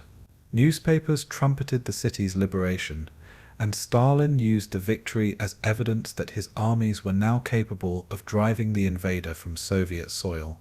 Soldiers celebrated in the rubble-strewn streets, their triumph tempered by exhaustion and the knowledge that the Germans were not yet beaten. The city, devastated by months of occupation and fighting, struggled to absorb tens of thousands of weary Soviet troops. Infrastructure lay in ruins, with power grids shattered, food stocks depleted, and hospitals overwhelmed by casualties. Soviet commanders, while proud of the achievement, were keenly aware that their forces were stretched dangerously thin. Overextended supply lines, battered divisions, and worn-out equipment left the Red Army vulnerable to counterattack. Still, the symbolic importance of Kharkov's recapture could not be overstated. It was a declaration to both friend and foe that the Soviet Union had risen from the brink of destruction. Yet the triumph was shadowed by the ominous possibility of German revenge. In Berlin, Hitler reacted with fury and disbelief at the loss of Kharkov, demanding immediate countermeasures to restore German prestige. He called upon Field Marshal Erich von Manstein, one of the Wehrmacht's most brilliant tacticians, to salvage the situation. Manstein, recognizing the overstretched state of the Soviet advance, saw an opportunity to reverse the tide with a carefully timed counterstroke. German reinforcements, including elements of the elite SS Panzer Corps, were rushed toward Ukraine, their arrival masked by deceptive withdrawals and feigned weakness. The icy roads and thawing snow complicated movements, but the Germans prepared meticulously for their counteroffensive. Wehrmacht officers reassured their men that the Soviet victory was fragile, built on shaky logistics and exhaustion. Soldiers, though shaken by months of setbacks, placed their faith in Manstein's leadership, recalling his previous triumphs. The stage was set for a dramatic reversal of fortunes, one that would once again make Kharkov the focal point of a bloody contest. The battle for the city was far from concluded. Instead, it was about to enter one of its fiercest chapters. Thus, the winter of 1942-43 transformed Kharkov from a bastion of German occupation into a symbol of Soviet resurgence, only to remain a contested prize in the shifting tides of war. The connection between Stalingrad's epic victory and the renewed offensives across Ukraine highlighted the changing character of the Eastern Front. No longer was the Red Army fighting merely to survive, it was now seizing the initiative, reclaiming cities, and dictating the tempo of operations. Yet triumph came with new vulnerabilities, as the Soviet advance outpaced its logistics and left exposed flanks ripe for exploitation. For the people of Kharkov, the battle meant another round of devastation, another cycle of liberation and destruction layered atop years of suffering. The city's story mirrored the broader war in the east, where triumph and tragedy existed side by side. In the months to come, Kharkov would again be at the epicenter of strategy, sacrifice, and bloodshed. The tide had turned, but the war's cruel rhythm was far from finished. The winter of 1943 brought with it not only biting cold but also a surge of momentum for the Red Army, determined to press its advantage after Stalingrad. Operation Star, launched in February, was a vast Soviet undertaking aimed at liberating Kharkov, Kursk, and Belgorod while pushing deep into Ukraine. Commanders like Nikolai Vatutin and Philip Golikov envisioned a sweeping offensive that would roll back the Wehrmacht across the steppe. The Soviets concentrated multiple fronts with overwhelming artillery barrages, tank brigades spearheading assaults, and infantry following with relentless determination. Their strategy sought to break German lines before the enemy could regroup after their catastrophic losses on the Volga. Each advance was accompanied by the thunder of Katyusha rockets, the rumble of T-34 Steppe, and the march of exhausted but resolute soldiers. Villages long under German occupation erupted in celebration as red banners were hoisted over local councils. Civilians emerged from cellars to embrace Soviet troops, offering bread, salt, and tears of relief. The tide of war seemed to be carrying all before it, sweeping inexorably toward Kharkov itself. The advance, however, was not smooth or effortless, but rather an exhausting grind through snow-choked roads and devastated landscapes.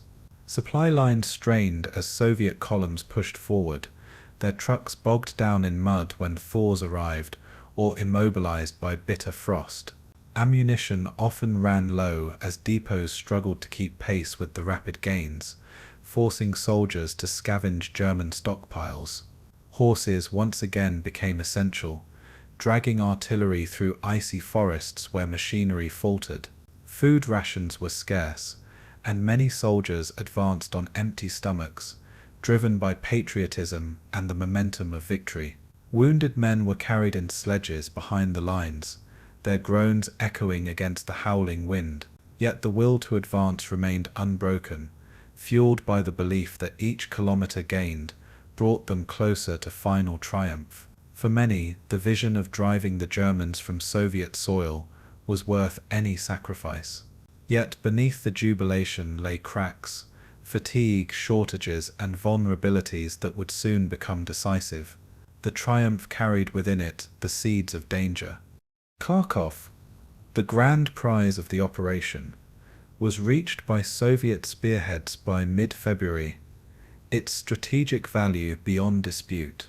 The city, still scarred by months of German occupation, represented not only an industrial hub, but also a powerful symbol of liberation. Soviet tanks rumbled into the outskirts, their crews firing at German rearguards retreating through smoke-filled streets.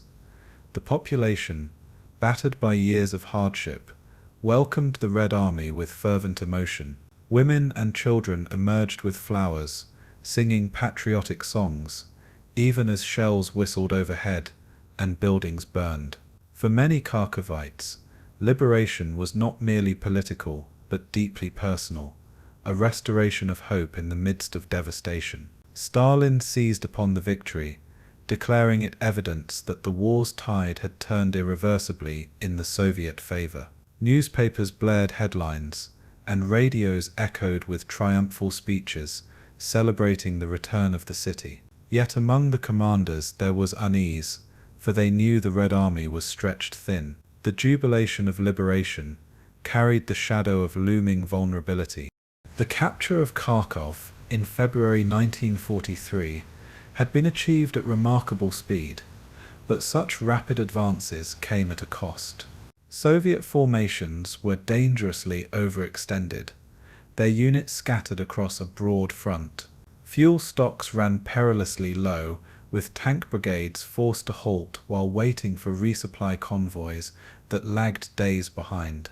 Infantry divisions, many already depleted from Stalingrad, now marched until their boots fell apart, their ranks thinned by frostbite as much as enemy fire. Artillery regiments found themselves short of shells, their barrages dwindling to sporadic fire when momentum demanded overwhelming force. Soviet generals recognized that the city was taken on a knife's edge, a victory precariously balanced between triumph and collapse. Kharkov had been retaken, but the Wehrmacht was not yet broken. In the corridors of Soviet command, whispers began of German counterattacks already being prepared. Still, orders came from Moscow: advance further, consolidate later. The Red Army pressed forward, blind to the trap that was beginning to close around it. For German commanders, the Soviet offensive was both a shock and an opportunity. The retreat had been painful, but Field Marshal Erich von Manstein saw in the overextension of Soviet forces a chance to strike back decisively. Even as Kharkov fell, the SS Panzer Corps regrouped, its tanks refitted and fueled for a counterstroke. German intelligence closely tracked Soviet spearheads, noting the gaps between advancing units and the weakness of their supply lines. Hitler demanded the city be retaken at once, furious at the humiliation of its loss. Yet Manstein counseled patience, waiting for the Soviet advance to stretch beyond its breaking point. Behind the lines, German soldiers prepared grimly for another clash, reassured by their commanders that the Soviets had gone too far, too fast. Luftwaffe squadrons, though weakened, were redeployed to Ukrainian airfields to support the coming counterblow. The Wehrmacht's aura of invincibility might have been tarnished, but its capacity for sudden violence remained lethal. The stage was set for a dramatic reversal. For the Red Army soldiers on the ground, the days following Kharkov's capture were filled with both pride and exhaustion. Many had fought continuously since the opening of the Stalingrad counteroffensive months earlier, their nerves frayed by ceaseless combat. Sleep was a luxury, often snatched in frozen foxholes while artillery thundered overhead. Weapons wore down, with rifles fouled by ice and tanks immobilized by mechanical breakdowns. Commanders urged their troops forward, promising that final victory was near, yet morale wavered in the face of unending marches and dwindling supplies. Civilians provided what aid they could, offering bread, shelter, and information about German positions. In villages, children followed columns of soldiers, their faces lit with admiration for the men who had driven out the occupiers. Yet even in celebration, rumors spread of German forces regrouping nearby. The sense of liberation was tempered by an unshakable awareness: the fight for Kharkov was not yet finished. Strategically, Operation Star demonstrated both the new strength and the persistent fragility of the Red Army. The Soviet Union had proven it could seize initiative, coordinate multi-front offensives, and liberate major cities. Its commanders displayed growing sophistication in planning, exploiting momentum with daring thrusts. Yet the logistical shortcomings, manpower losses, and overconfidence revealed vulnerabilities that experienced German leaders were quick to recognize. The liberation of Kharkov was celebrated worldwide as a triumph of Soviet endurance, but to military analysts it was also a precarious gain. The front lines extended like overstretched sinew, strong in spirit but brittle in substance. Soviet soldiers, civilians, and commanders alike sensed that the struggle for Ukraine was far from over. The jubilation of February would soon give way to the firestorms of March. Thus, Operation Star became both a symbol of Soviet resurgence and a prelude to catastrophe. The Red Army had recaptured Kharkov, igniting hope and pride across the Soviet Union. But in doing so, it had advanced too far into a dangerous position, leaving itself open to the counterblow that Manstein was preparing. The civilians of Kharkov rejoiced, yet their relief would prove fleeting, as the spectre of renewed battle loomed over their city. Soldiers marched on, their faces lined with fatigue, their spirits buoyed by victory, but haunted by exhaustion. The steppe, littered with frozen corpses and burned-out vehicles, bore silent witness to both triumph and vulnerability. Operation Star was not the end of Kharkov's ordeal, but merely another act in its bloody theatre. The city stood once more under the red banner, yet the storm clouds of March gathered on the horizon.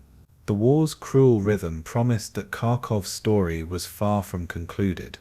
The winter snows of February 1943 masked not only the exhaustion of armies, but also the simmering intentions of one of Germany's most capable commanders, Field Marshal Erich von Manstein. In the wake of Stalingrad and the Soviet capture of Kharkov, Berlin was desperate for a reversal, and Hitler turned reluctantly to the field marshal who had argued for flexibility. Manstein's assessment was clear. The Soviets had overextended, their spearheads thinly supplied, and their flanks vulnerable. Instead of a rigid defense, he envisioned a sweeping counteroffensive, a mobile stroke designed to cut through Soviet formations like a blade across stretched skin. The SS Panzer Corps, rebuilt with Tiger and Panther tanks, would form the armoured fist of the counterstroke. Infantry divisions would hold key positions, buying time for the armoured reserves to concentrate. Luftwaffe squadrons, despite attrition, were ordered to mass for concentrated support along the chosen axis. The plan demanded precision, coordination, and nerve, but Manstein believed the Red Army had created its own trap. The stage was set for one of the war's most dramatic reversals. The counteroffensive began not with a grand declaration, but with a series of sudden sharp blows against Soviet flanks. The SS divisions, Leibstandarte, Das Reich, and Totenkopf, spearheaded the attack, their armoured columns slicing into the thinned Soviet lines. German tank crews manoeuvred with practiced efficiency, their Tigers smashing through T-34 formations, while lighter Panzer IVs flanked and exploited gaps.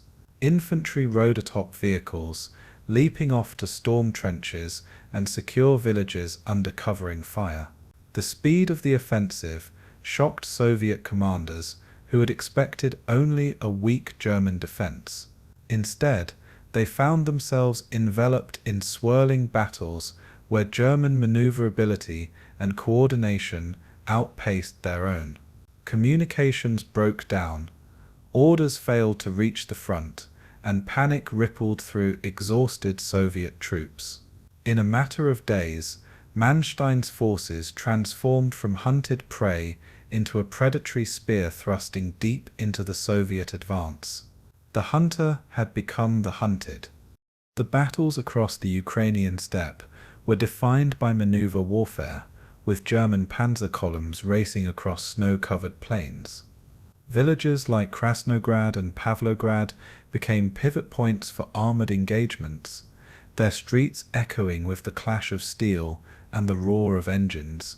German tanks moved in coordinated wedges, firing on the move and cutting through isolated Soviet units before reinforcements could arrive. Soviet forces, dispersed by their rapid advance, struggled to form coherent defensive lines. Red Army infantry, caught in exposed positions, often faced devastating fire from 88 mm guns mounted on Tigers.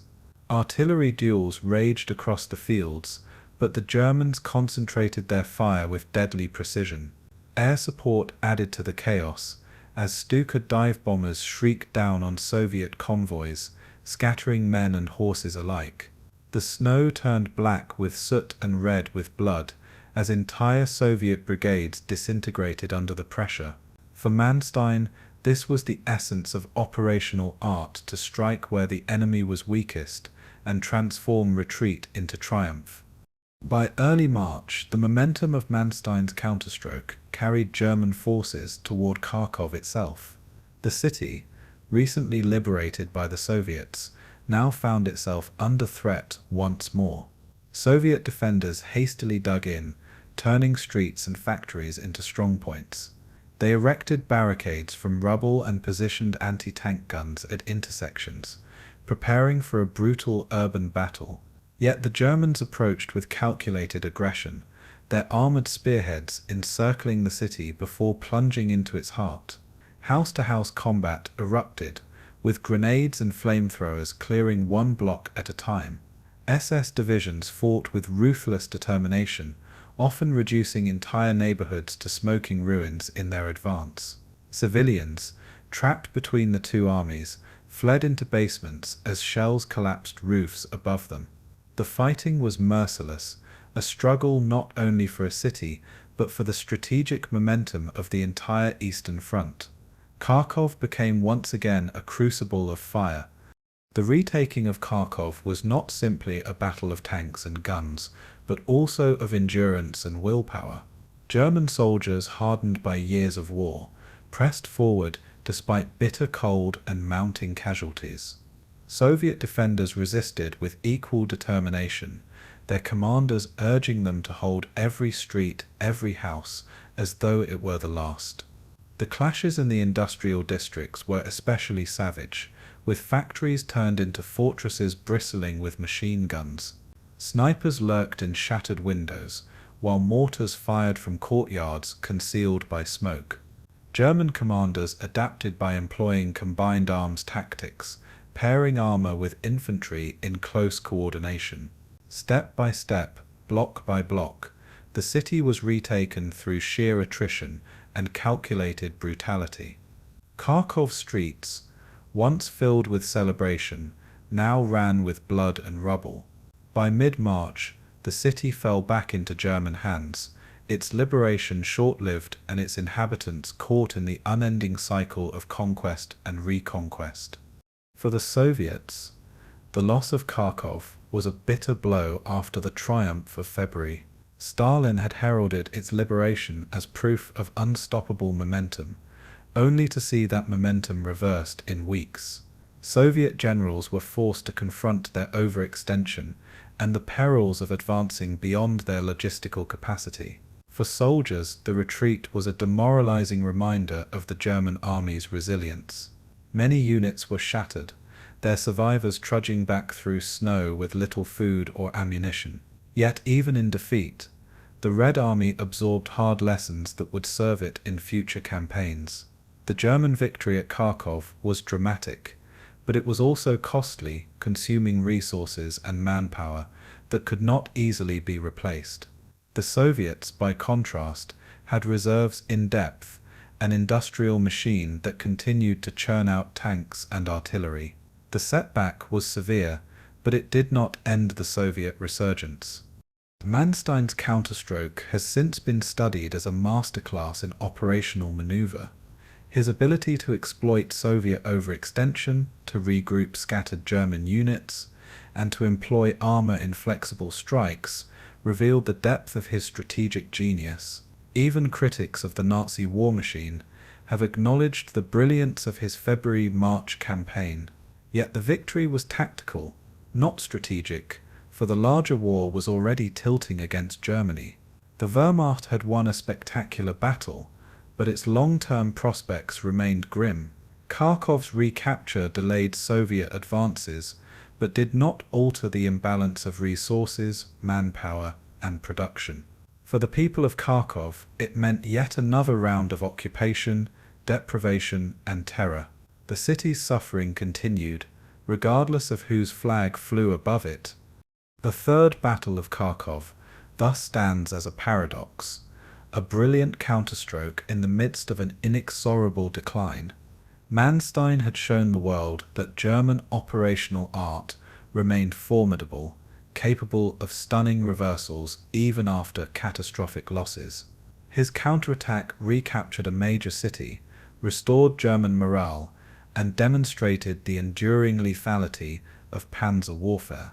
Yet it also revealed the unsustainable nature of Germany's position, a Pyrrhic success achieved against an enemy that could absorb defeat and rise stronger. The clash left Kharkov devastated, its streets a graveyard of men and machines, its people battered by relentless war. The front lines shifted, but the suffering endured unrelenting and unforgiving. Kharkov, the city at the crossroads, had once again been consumed in the firestorm of history, and as spring approached, both sides prepared for battles even greater, the war's outcome still uncertain, but its cost already incalculable. Erich von Manstein stood at the center of the German effort to hold, and then retake Kharkov, a field marshal whose reputation rested on cool calculation and daring operational maneuvers. He possessed a mind trained in the Prussian General Staff tradition, able to transform maps into living, shifting battlescapes with uncanny precision. Unlike Hitler, who favored rigid stands and ideological bravado, Manstein sought elastic defense and decisive counterblows. His ability to improvise in crisis, redeploying scattered forces, exploiting Soviet overextension, turned potential collapse into stunning victories. Officers who served under him remarked on his composure, even when surrounded by disaster, his calm voice masking the intensity of his strategic vision. Yet this brilliance was paired with a cold detachment, a refusal to confront the moral abyss of the regime he served. In Kharkov, his tactical genius prolonged Germany's fight, but at the cost of civilians caught beneath the steel. Manstein was the embodiment of the paradox, the consummate professional serving a criminal war. On the Soviet side, Nikolai Vatutin emerged as one of the youngest front commanders entrusted with the liberation of Kharkov in early 1943. Vatutin embodied the Red Army's new breed of aggressive leaders, promoted after the devastating purges had decimated older ranks. He combined daring operational designs with relentless pressure, pushing his armies forward with little pause. During Operation Star, his plans seized Kharkov and seemed to herald the collapse of German Army Group South. Yet Vatutin's overconfidence, compounded by weak logistical grounding, exposed his flanks to Manstein's counterstroke. Soviet soldiers admired his drive, but some cursed his willingness to expend lives in pursuit of momentum. His rise was meteoric, but so too was his fall, as the Kharkov setback dented Stalin's trust in his judgment. Vatutin would later redeem himself in the great Soviet offensives that followed, but the scars of Kharkov remained on his reputation. In him, ambition and recklessness intertwined, shaping both triumph and catastrophe. Ivan Konev brought another dimension to the Soviet command presence in Ukraine, a man marked by resilience and adaptability. Unlike Vatutin, Konev had already endured the sting of near dismissal earlier in the war, only to recover and rebuild his reputation through sheer determination. His style was one of blunt force combined with personal grit, a commander unafraid to drive his men hard in pursuit of victory. At Kharkov, Konev's forces often served alongside Vatutin's, and the contrast between the two men was stark. Where Vatutin relied on daring thrusts, Konev pushed steady offensives, hammering German positions with relentless artillery. He lacked the subtlety of Manstein or the daring of Zhukov, but his endurance made him invaluable.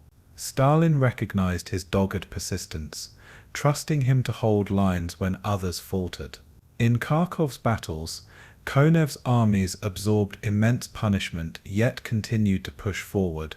He was not the architect of brilliant maneuvers, but the guarantor of momentum.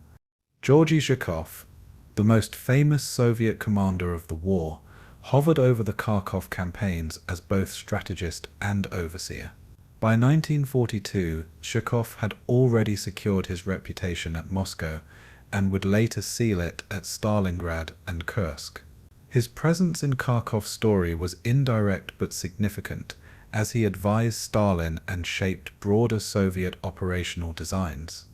Zhukov was known for his ruthless pragmatism, his willingness to confront Stalin directly, and his capacity to orchestrate massive, coordinated offensives. His reputation among soldiers was complex. Some revered him as the man who delivered victory, while others feared his merciless orders that often accepted staggering losses. In the Kharkov campaigns, his hand was felt in the insistence on relentless pressure, regardless of exhaustion or attrition. Zhukov embodied the Soviet ethos of sacrifice for strategic necessity, a man whose cold calculus brought both disaster and triumph. His legacy intertwined with Kharkov as part of the broader struggle for Ukraine. The interplay between these four commanders, Manstein, Vatutin, Konev, and Zhukov, shaped the fate of Kharkov across multiple battles. Each man brought distinct strengths and weaknesses to the field, and their choices rippled through tens of thousands of lives. Manstein's counterstroke in early 1943 was possible because Vatutin and Konev overextended their lines under pressure from Stalin and Zhukov. Soviet doctrine demanded aggression, but German resilience turned it into overreach.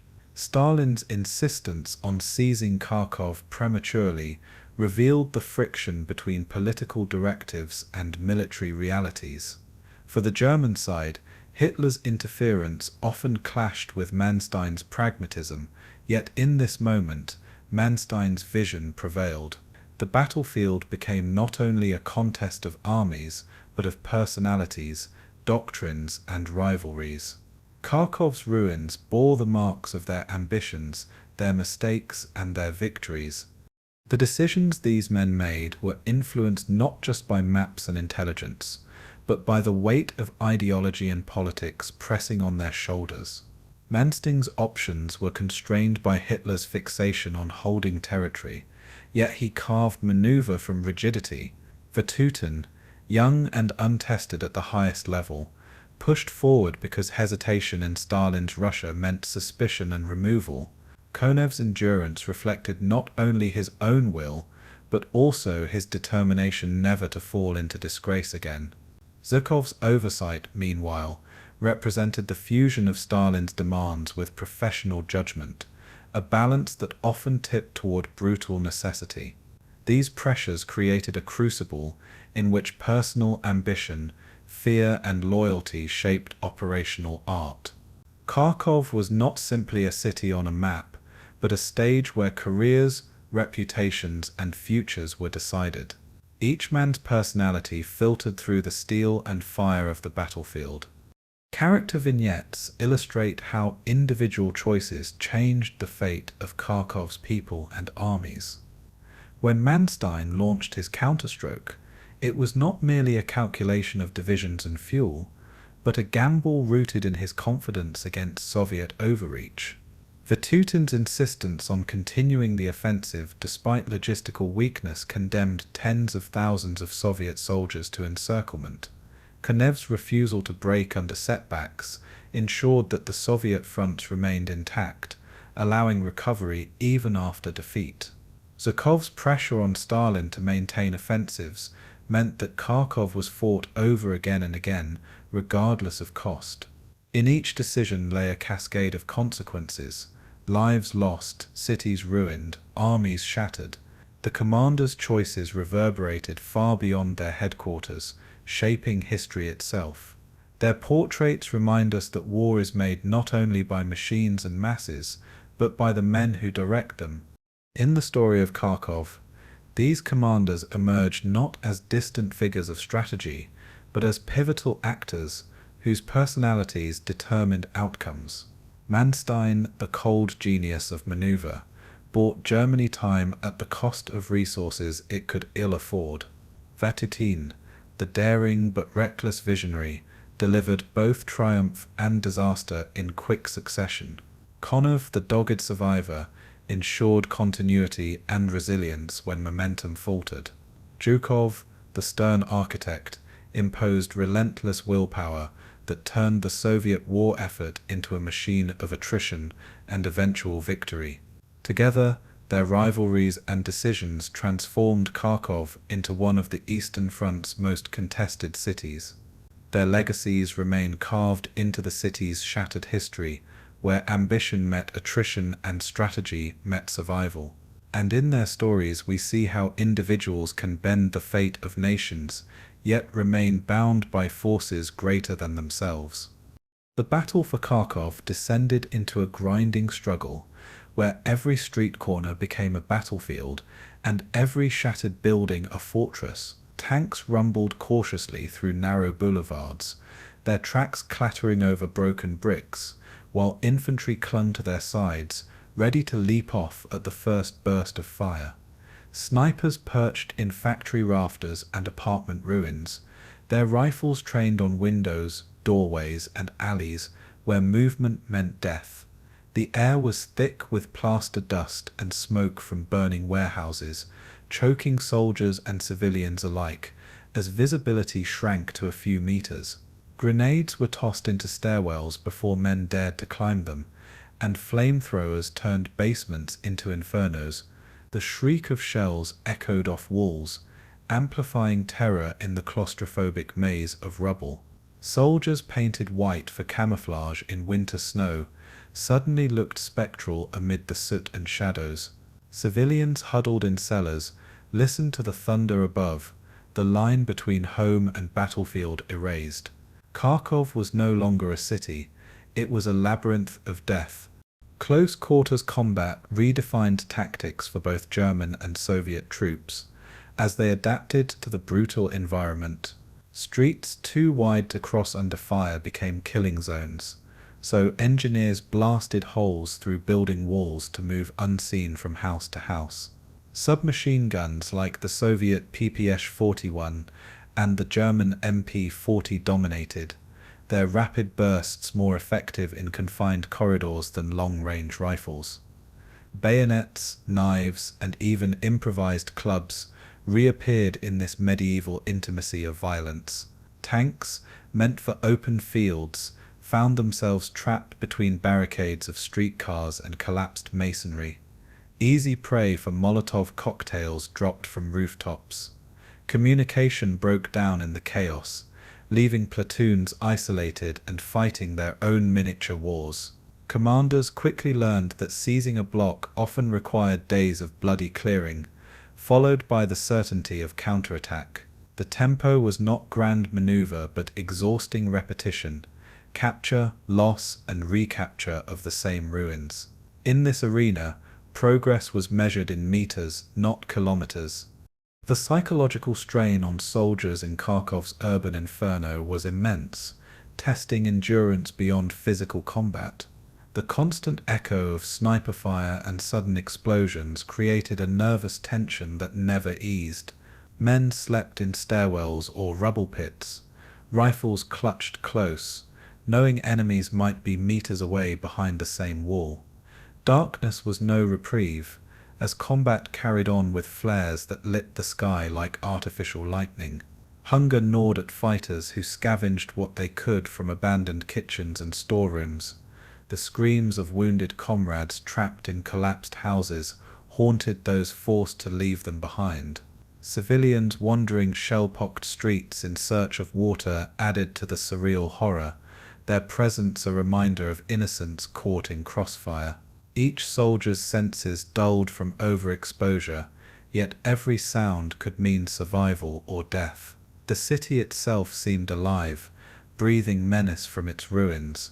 This was not just battle, it was an ordeal of willpower against an unrelenting environment.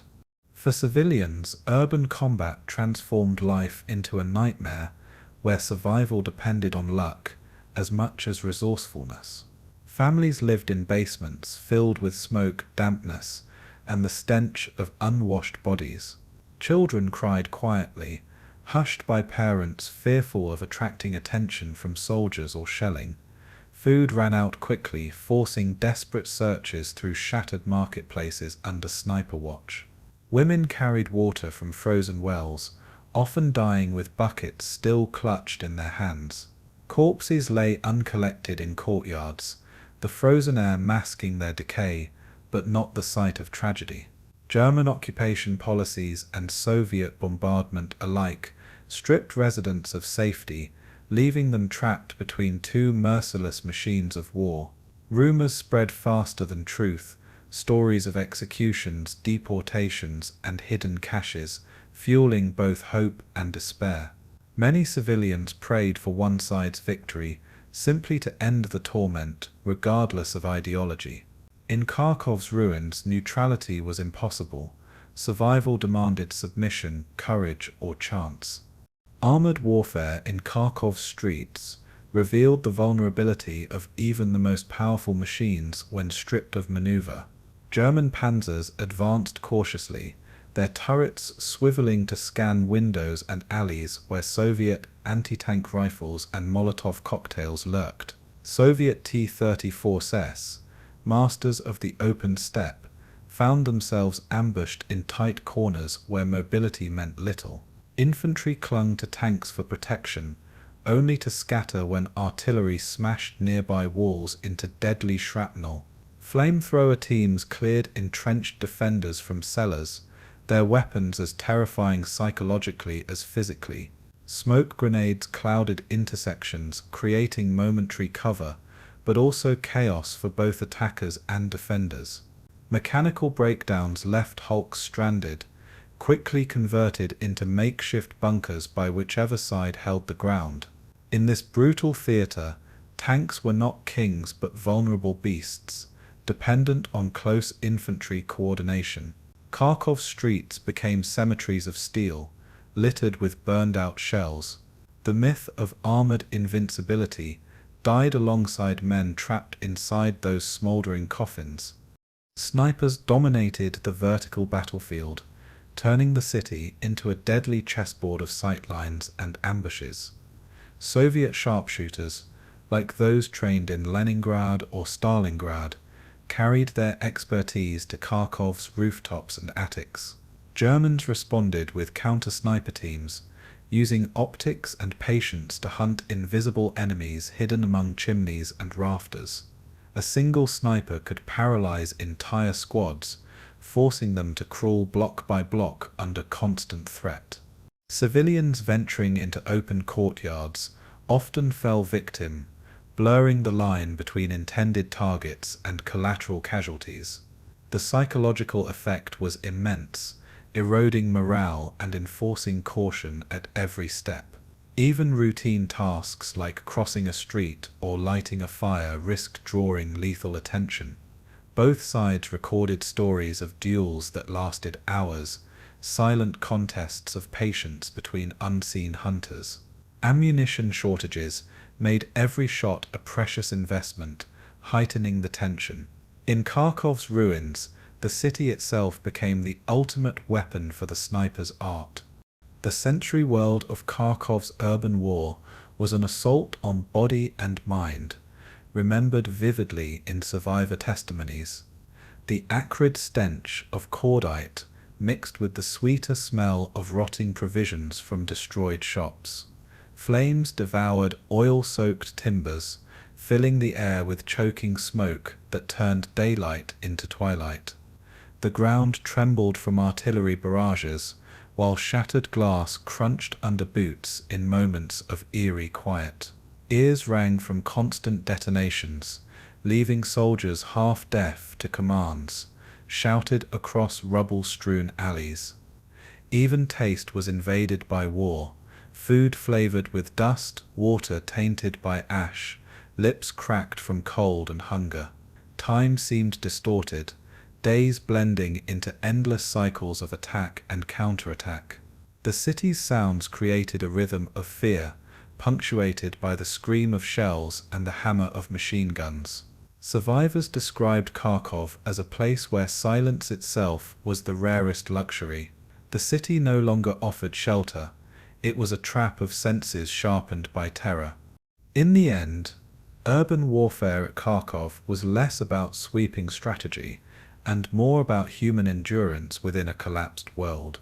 Entire divisions shrank into dispersed squads, each fighting its own isolated war for stairwells and rooftops.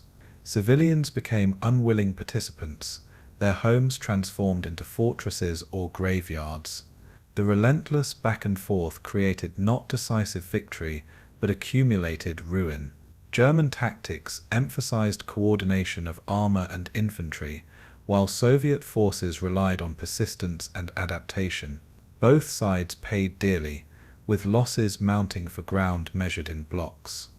Yet beyond statistics lay the crushing human experience: hunger, fear, fatigue, and fleeting moments of solidarity. Kharkov's battles taught both armies that urban combat devoured strength faster than any other theater. It revealed the vulnerability of modern armies when stripped of maneuver and forced into intimate killing grounds. In Kharkov's rubble, the war was reduced to its most primal form: man against man, survival against annihilation. The fate of Kharkov was bound not only to soldiers and their weapons, but to the steel arteries of its rail network and the lifeblood of fuel. Stretching outward in all directions, Kharkov's rail yards linked the Donets Basin, the Dnieper, and the southern steppes, making the city a natural hub of Soviet and German operations. The Germans saw the city as a logistical keystone, where captured wagons, coal, and locomotives could feed their advance deeper into Ukraine. For the Soviets, the same lines carried reinforcements, food, and the machinery of war from the east, sustaining the desperate struggle at the front. In wartime, the battle for Kharkov's rails was as important as the clash of tanks in its streets. A broken rail line could halt an offensive, no matter how brave the men at the front. A destroyed fuel depot could silence panzer divisions that otherwise seemed unstoppable. Logistics, invisible to the eye, decided outcomes before the fighting began. German commanders quickly realized that their lightning thrusts were shackled by the limits of supply, and Kharkov promised relief. Panzer divisions consumed fuel at astonishing rates, each kilometer forward costing thousands of liters of precious gasoline. Kharkov's fuel depots, captured in 1941, offered a brief reprieve, but Soviet demolitions had destroyed much of what remained. Repair crews worked feverishly under Luftwaffe cover, patching tracks, replacing switches, and salvaging engines from smoldering yards. Yet partisans and retreating Soviet troops struck back relentlessly, blowing bridges and scattering mines along the lines. Trains, laden with ammunition, risked derailment or sudden ambushes in the forested approaches. To keep the Wehrmacht moving, German engineers became as vital as panzer crews, racing against time to mend what sabotage had torn apart. The city's logistical capacity was contested daily, a battlefield of rails, depots, and silent killers in the night. For the Soviets, Kharkov's railways represented a fragile but essential lifeline across vast distances. Factories deep in the Urals and Siberia shipped tanks, artillery, and food westward, with Kharkov as a critical node in the system. Trainloads of reinforcements, young recruits still in civilian coats, arrived weary and underfed, funneled into the inferno of combat. Yet every shipment was vulnerable to Luftwaffe raids that targeted stations, locomotives, and bridges with precision. Soviet repair brigades, often composed of women and elderly workers, braved bombs to lay new track, hammering ties into frozen ground. Improvised solutions were common: wooden planks replacing steel rails, locomotives fueled by scavenged coal, or even firewood when oil ran short. Each repaired line bought the Red Army another week of survival, another chance to regroup. Logistics in Kharkov were not abstract, they were sweat, fire, and blood poured into steel tracks. Without them, courage at the front would starve into futility. Fuel shortages became one of the most decisive constraints on both sides, dictating tempo more than any plan from headquarters. German panzer spearheads often halted not because of Soviet resistance, but because their fuel trucks lagged behind. Soviet tank brigades faced the same torment, engines silent as crews waited for deliveries that never came. Civilians in Kharkov remembered abandoned tanks left at intersections, their hulks testaments to empty fuel drums. Improvisation ruled. Germans siphoned Soviet stockpiles, while Soviets cannibalized vehicles, stripping some to keep others moving. Fuel depots became prime targets for artillery and airstrikes, their explosions lighting the night sky with infernal brilliance. A single hit on a storage tank could deny an entire army its momentum. Commanders spoke of armored divisions as if they were delicate animals, always needing to be fed. Without fuel, steel became useless weight, stranded in a city of ashes.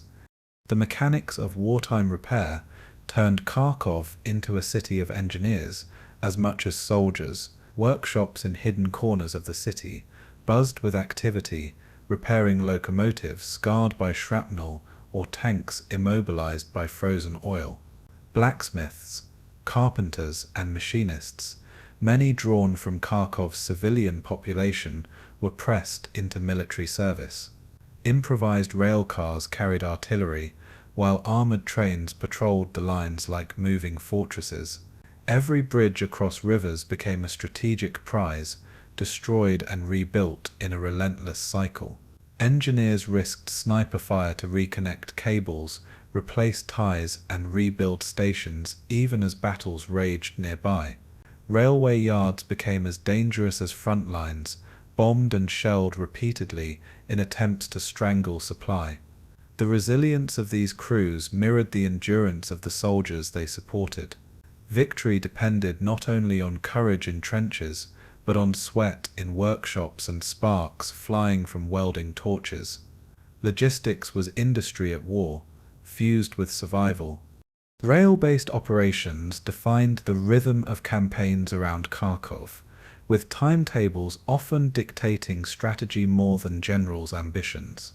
The Germans sought to capture trains intact, hoping to convert Soviet broad gauge into German standards as quickly as possible. Delays in conversion slowed entire offensives, forcing reliance on overstretched horse-drawn wagons. Soviet planners, aware of this, blew up rails methodically, trading space for time. Every day a train was delayed meant another day for defenses to stiffen. The city's yards became targets of sabotage, with partisans derailing trains and machine-gunning guards before vanishing into forests.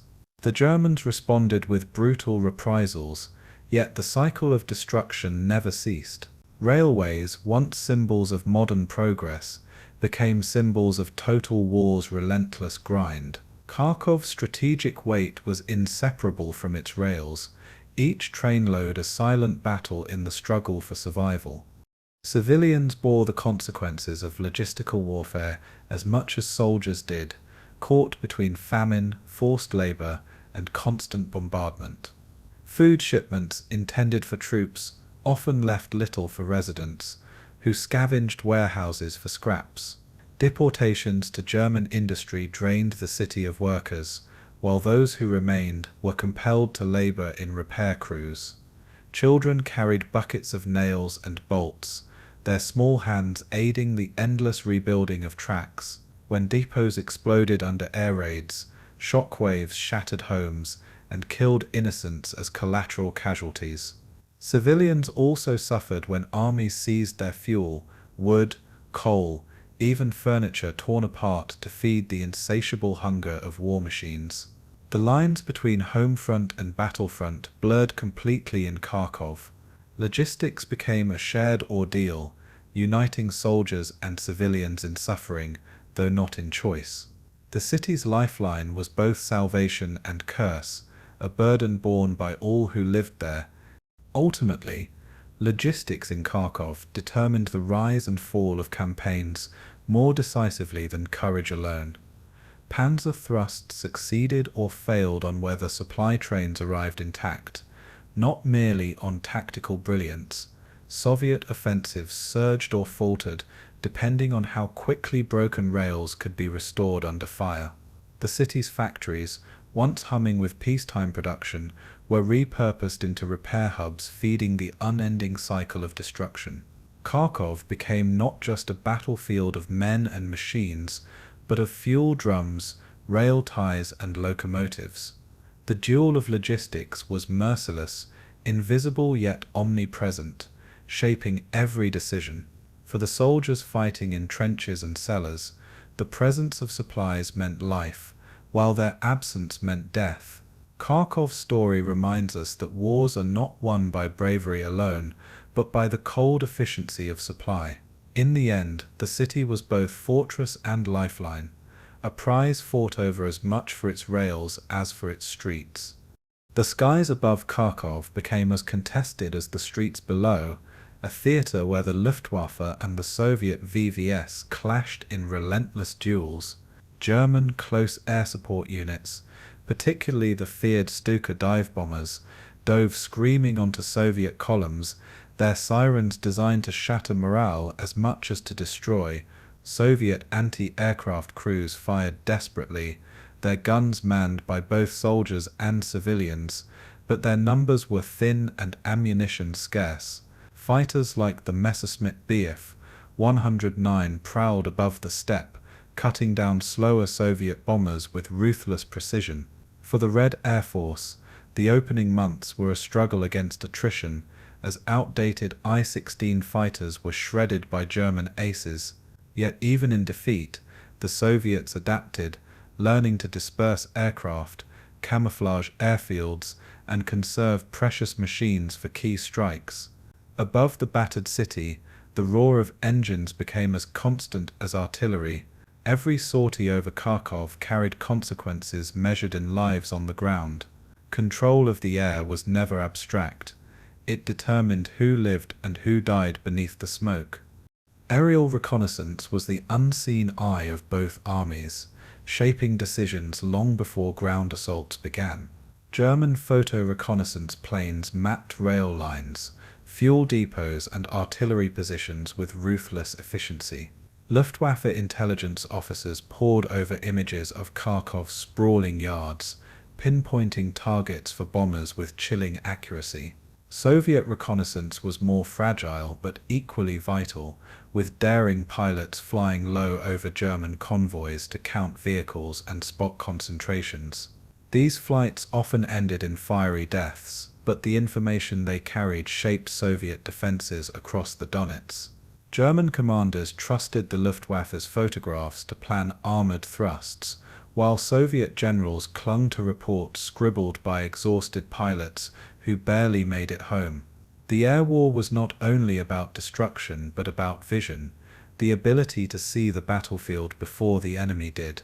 Over Kharkov, sight often meant survival, and blindness was a prelude to disaster. The clash of reconnaissance flights above the city was a duel of foresight, fought at mortal risk in fragile cockpits. Bombing raids over Kharkov left scars both physical and psychological, changing the rhythm of life in the city. German bombers targeted Soviet supply depots, rail hubs, and defensive positions, reducing neighborhoods to rubble in their pursuit of control. Civilians huddled in cellars as the earth shook, the smell of cordite and dust clinging to every breath. Soviet bombers struck back when they could, often at night, dropping their payloads on German barracks, fuel dumps, and occupied factories. Accuracy was poor, but the impact on morale was undeniable, as German soldiers realized even rear areas offered no safety. Flames lit the night sky, and survivors of both armies described Kharkov's skyline as an inferno, glowing for miles. Entire blocks disappeared beneath high explosives, leaving survivors wandering among the ruins in stunned silence. For civilians, each raid was a lottery of survival, with families shattered in seconds by a single blast. Bombers transformed Kharkov into a city of shadows, where fear lived in every sound from above. The duel for air superiority intensified with each passing season, as both sides poured men and machines into the battle for the skies. In 1941 and 1942, the Luftwaffe maintained dominance, its experienced aces cutting swaths through Soviet formations. Pilots like Hans-Joachim Marseille and others forged reputations in these skies. Their kill counts a grim testament to German supremacy. But by late 1942, the Red Air Force began to rise from the ashes, fielding newer fighters like the Yak-1 and Lag-3 in growing numbers.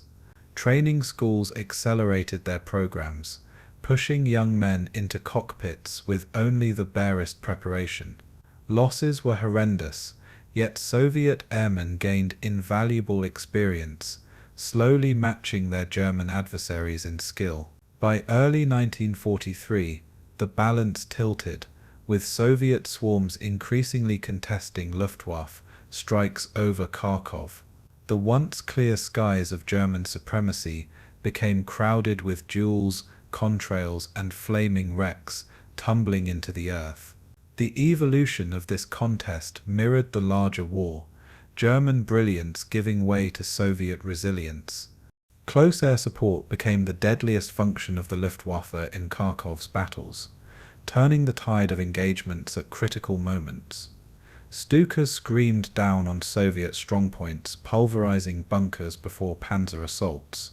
Pilots coordinated closely with ground forces, radios crackling with urgent coordinates passed from forward observers. Soviet infantry often broke under the psychological terror of these strikes, scattering before tanks even arrived.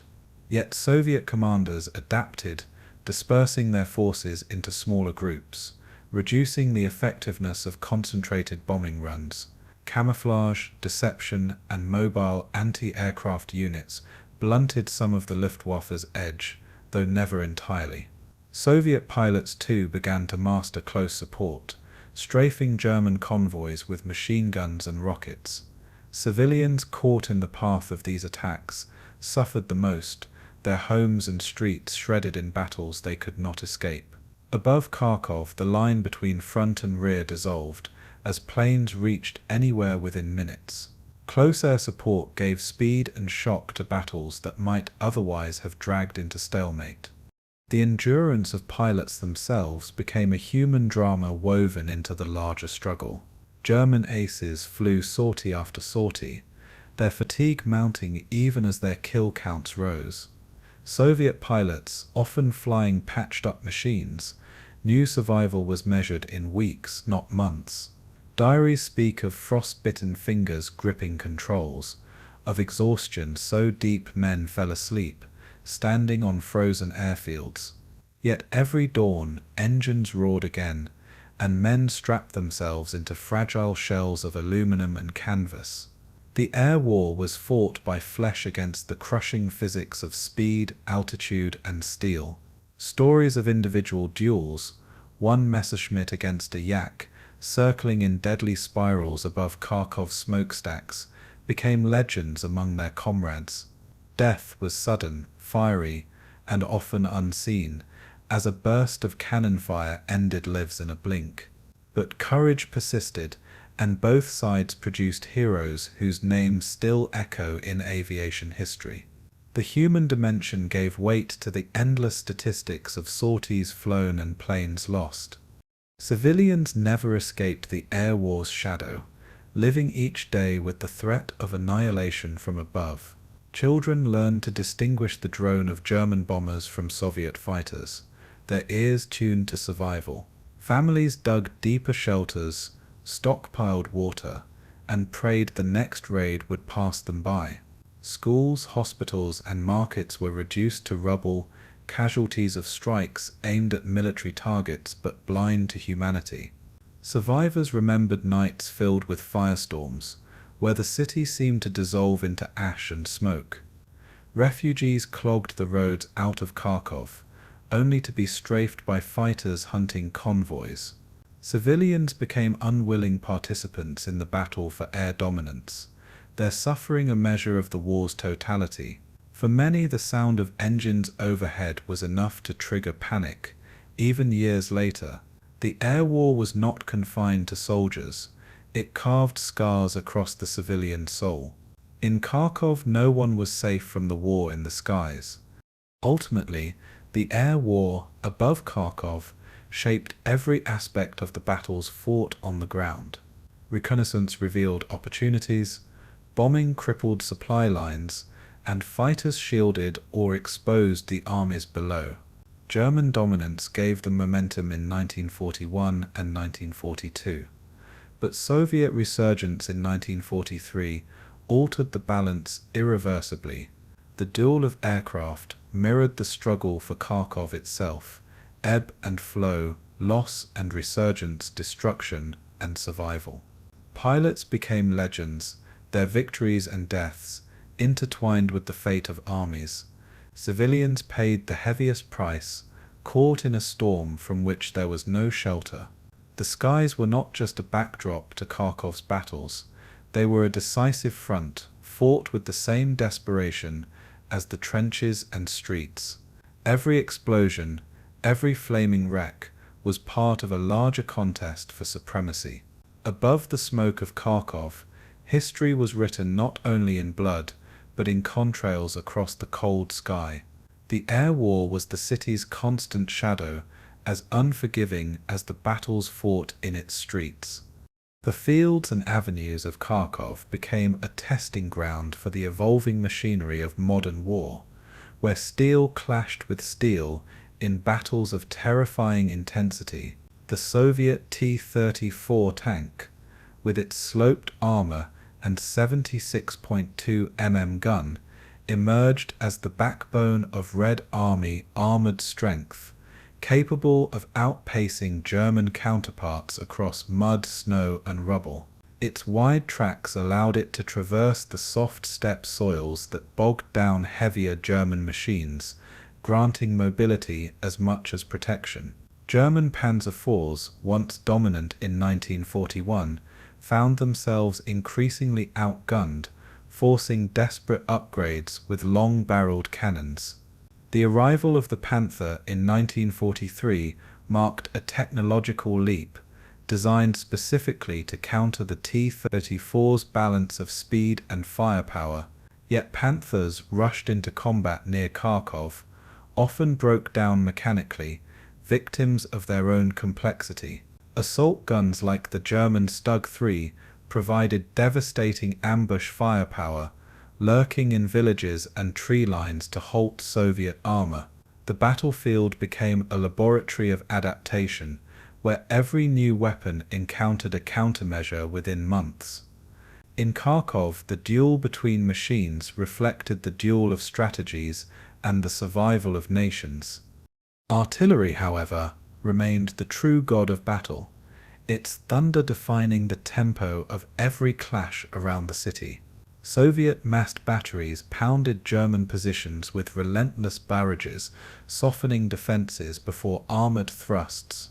German gunners answered with precision fire, coordinated by forward observers crouched in ruined buildings or church towers. The Red Army increasingly employed rolling barrages, timed to crawl across German lines as infantry advanced behind a wall of fire. German heavy howitzers, meanwhile, turned Soviet-held districts into wastelands, collapsing entire blocks under relentless shelling. Survivors recalled the earth-shaking day and night, the city reduced to a drumbeat of explosions. Counter-battery fire became a deadly duel in its own right, as each side sought to silence the other's guns before launching new attacks. The scale of shell expenditure was staggering, tens of thousands of rounds in a single day of fighting. For the soldiers on the ground, artillery determined whether attacks succeeded or disintegrated in fire and shrapnel. The roar of guns framed Kharkov's battles, an elemental force as decisive as tanks or planes. The Soviet introduction of Katyusha rocket launchers added a new psychological dimension to the battlefield, their howling salvos terrifying even seasoned veterans. Mounted on trucks, these weapons fired volleys of rockets that screamed across the sky before detonating in wide arcs of destruction. The blast radius was immense, shredding infantry, flattening trenches, and throwing tanks off their advance. German soldiers nicknamed them Stalin's organs for the eerie resemblance of their sound to church music, twisted into a dirge of death. Unlike traditional artillery, Katyushas sacrificed accuracy for saturation, their strength lying in overwhelming barrages rather than precision. Soviet doctrine used them to break the morale of defenders before the main assault even began. Civilians in Kharkov remembered the shriek of these rockets as one of the most terrifying sounds of the war. German countermeasures focused on rapid counterattacks to overrun launch sites before they could fire again. The weapon's simplicity made it easy to produce, ensuring its presence in nearly every major Soviet offensive. Katyushas became a symbol of Soviet ingenuity, harnessing shock and fear as weapons in their own right. German technological adaptations also shaped Kharkov's battlefields, particularly in the realm of anti-tank warfare. The Panzerfaust and Panzerschreck, handheld rocket launchers introduced in 1943, gave infantry a deadly answer to Soviet armor. In Kharkov's alleys and fields, small teams lay in wait, firing at close range into the vulnerable flanks of advancing T-34. These weapons shifted the balance in urban combat, where tanks were most vulnerable to ambush. Soviet crews adapted by sending infantry ahead of armor, but coordination was often difficult in the chaos of ruined streets. German anti-tank guns, particularly the feared 88 mm, carved open Soviet formations from concealed positions across the steppe. The duel between tanks and anti-tank gunners turned fields outside Kharkov into graveyards of smoking wrecks. Each destroyed machine was both a tactical setback and a symbol of technological one-upmanship. The German reliance on increasingly powerful but complex weapons reflected both their brilliance and their desperation. In Kharkov, the presence of a single well-placed 88 could halt entire armored thrusts, shaping battles with the squeeze of a trigger. The industrial might behind these weapons played as much a role in Kharkov's story as the machines themselves. Soviet factories, evacuated eastward to the Urals, churned out T-34 artillery pieces and Katyushas in staggering numbers. German industry, meanwhile, struggled to balance quality with quantity, producing fewer tanks but often with superior engineering. The steppe around Kharkov thus became a crucible where mass production clashed with craftsmanship, numbers against sophistication. Soviet tank brigades could field dozens of machines in a single push, accepting high losses knowing reinforcements would arrive. German armored divisions relied on fewer, more advanced machines, gambling that tactical superiority could offset numerical inferiority. The tempo of battles around Kharkov reflected these industrial realities, with Soviet waves often smashing against German precision. Yet, as the war dragged on, attrition favored the side with deeper reserves. In Kharkov, the sight of endless columns of Soviet armor revealed that industry itself was a weapon as decisive as any cannon. Technology also influenced doctrine, reshaping the way battles were fought in Kharkov's fields and streets. Soviet combined arms tactics matured, with tanks, artillery, and infantry increasingly coordinated into a single hammer blow. German doctrine emphasized flexible defense, relying on mobile reserves of armor to strike back at overstretched attackers. Assault guns, like the Zhukov 3, became integral to German tactics, plugging gaps and stiffening lines at critical moments. Soviet innovations included the widespread use of camouflage and deception, concealing artillery batteries and tanks until the moment of attack. German commanders exploited Kharkov's rail hubs to shuttle units rapidly, creating local superiority against larger Soviet forces. Each side learned and adapted in the fire of combat, transforming setbacks into lessons. The weapons were not static. They evolved in the crucible of Kharkov, refined through blood and necessity. The battles around the city became a showcase of modern mechanized warfare in all its brutality.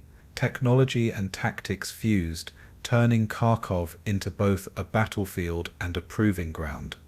The human experience of these weapons was immediate and devastating, shaping how soldiers perceived the war itself. Soviet tank crews described the claustrophobia of fighting inside a T-34, heat and fumes choking their lungs as shells rang against armor. German infantry remembered the terror of Katyusha salvos, the ground shaking beneath their boots as comrades vanished in smoke and fire. Artillerymen on both sides lived in a world of constant thunder, deafened and exhausted, yet knowing their fire determined the lives of thousands. Civilians in Kharkov bore witness to these machines' fury, their homes crushed beneath tanks or pulverized by rockets. Survivors spoke of the city as a battlefield of machines, where humanity seemed dwarfed by steel and fire. Yet amidst the terror, soldiers clung to their weapons as lifelines, trusting their tank, gun, or launcher as the only shield against death. The bond between man and machine became as emotional as it was practical, forged in the crucible of survival. Weapons were not abstractions, they were companions, destroyers and saviors all at once. Ultimately, the battles around Kharkov illustrated the evolving face of 20th century warfare, where technology dictated both the tempo and the scale of destruction. Tanks, artillery, and rockets turned the steppe into an arena of industrialized killing, each innovation answered by a counter. The T-34 and Panther symbolized two visions of war, one built on numbers, the other on engineering finesse. Artillery's thunder remained constant, while Katyusha rockets introduced fear as a weapon alongside steel. Anti-tank innovations ensured that no machine was invincible, every advance shadowed by the threat of sudden destruction. Kharkov's soil absorbed the wreckage of thousands of machines, each one a testament to the clash of invention and endurance. The city's role as a rail hub and industrial center made it both prize and laboratory for technological warfare. In Kharkov, history was written not only by men, but by machines, each battle an experiment in survival. The legacy of those weapons echoed long after the fires burned out, shaping tactics and doctrines for generations to come. The conquest of Kharkov did not merely redraw battle lines, it also unleashed a torrent of human suffering that scarred the city long after the guns fell silent. German occupation authorities quickly turned the city into a hub of forced deportations, targeting Jews, communists, and suspected partisans with ruthless efficiency. Ghettos were established, only to be liquidated in mass shootings at ravines like Drobytsky Yar, where thousands were executed in the snow. Prisoner of war camps became death traps, with Red Army soldiers starved, frozen, and beaten in conditions designed to eliminate them as a fighting force. Civilians were conscripted into forced labor, sent to factories, or transported deep into the Reich to work as slaves. The SS and Einsatzgruppen conducted systematic reprisals, punishing entire families for the actions of underground resistance fighters. Testimonies of survivors describe nights filled with the cries of deportation trains, their whistles echoing across a city shrouded in fear. The machinery of atrocity was as organized as any military campaign, carried out with chilling bureaucratic precision. For Kharkov, survival meant navigating a landscape of constant terror and arbitrary violence. The human toll became inseparable from the city's strategic significance. The plight of Soviet prisoners of war was one of the darkest chapters written on Kharkov's soil, a tragedy often overshadowed by battles of steel and fire. Tens of thousands of captured soldiers were herded into makeshift enclosures without shelter, left exposed to the bitter Ukrainian winters. Starvation claimed lives in droves, with rations deliberately cut to levels insufficient for survival. Diseases such as typhus and dysentery spread rapidly, carried by lice and fueled by malnutrition. German guards enforced brutal discipline, executing men for the smallest infraction or simply to instill fear. Some prisoners attempted desperate escapes, only to be hunted down by dogs and gunned down at the barbed wire fences. Others were marched to labor camps, working under conditions so harsh that survival was measured in weeks rather than months. Survivor accounts speak of comrades dying in the mud beside them, stripped of clothing by the living to stave off the cold. By the spring of 1942, entire Soviet divisions had effectively perished within Kharkov's POW camps. The scale of death rivaled that of battlefield slaughter, but it occurred behind the wire, unseen by most of the world. Civilians endured their own nightmare as Kharkov became a laboratory of occupation policies that combined exploitation with repression. German authorities requisitioned housing, food and clothing, leaving families destitute in their own homes. Ration cards provided barely enough calories to survive, forcing people into black markets and barter economies that thrived on desperation. Factories once producing Soviet machinery were repurposed to serve the Reich's war effort, staffed by enslaved men and women. Resistance brought swift and merciless reprisals, with entire neighborhoods punished for the actions of underground cells. Families were torn apart as deportation trains carried mothers, fathers, and children away in different directions. Religious institutions were shuttered, schools closed, and cultural life suffocated under the weight of occupation. Eyewitnesses later recalled that daily life became an exercise in silence and concealment, where even a whispered word of discontent could mean death. German propaganda sought to present order and control, but beneath the surface the city seethed with hunger, fear, and resentment. Civilians became pawns in a game of total war, their suffering largely invisible to the outside world. The Jewish community of Kharkov bore the brunt of genocidal policies, targeted with unrelenting precision by Nazi occupation forces. Within weeks of the city's capture, Jews were registered, marked, and concentrated into ghettos under brutal conditions. Mass shootings followed swiftly, with Drobytsky Yar becoming the site of one of Eastern Europe's largest massacres. Here, in the freezing December of 1941, over 15,000 men, women, and children were executed in a matter of days. Victims were marched in columns to the ravine, forced to strip naked, and shot at the edge of pits that swallowed them by the thousands. Survivors who managed to escape described nights haunted by the sound of gunfire and the smell of blood that lingered in the air. The massacre erased centuries of Jewish life in Kharkov, reducing a vibrant community to ashes in weeks. German soldiers photographed their victims, turning atrocity into grotesque trophies of war. The collaboration of local auxiliaries added to the horror, as neighbors betrayed neighbors for survival or advantage.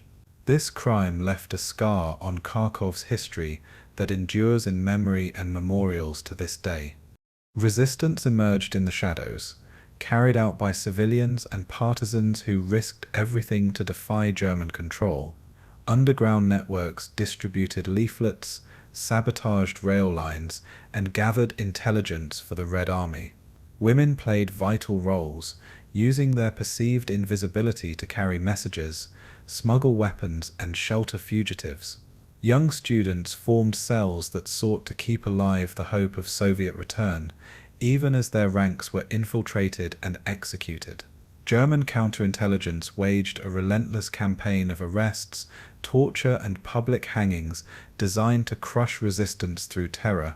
Families of suspected partisans were deported or killed in reprisal, entire communities punished for the actions of a few. Testimonies describe young boys hanged in public squares, their deaths meant as warnings to the rest of the population. Yet defiance persisted, fueled by anger at atrocities and a burning desire for liberation. Resistance was costly, but it prevented the occupiers from feeling secure in their conquest. Kharkov's underground fighters became part of a wider mosaic of Soviet resistance, their sacrifices woven into the city's tragic legacy. When the Red Army returned, civilians did not experience immediate liberation from suffering. Instead, they were caught between two brutal systems of control. Soviet security organs investigated residents for collaboration, often condemning those who had been forced into survival under German occupation. Women who had been deported for forced labor sometimes returned to accusations of betrayal, rather than recognition of their endurance. Families already broken by deportations and executions faced further losses as the state reimposed its authority. Survivors of German atrocities were compelled to testify, reliving traumas before tribunals and commissions. The NKVD conducted sweeps of the population, arresting those suspected of wavering loyalty during the occupation. For many, Kharkov felt like a city permanently suspended in tragedy, where even liberation brought no clear relief. The scars of occupation were compounded by the fear of Soviet reprisals, blurring the line between victimhood and suspicion.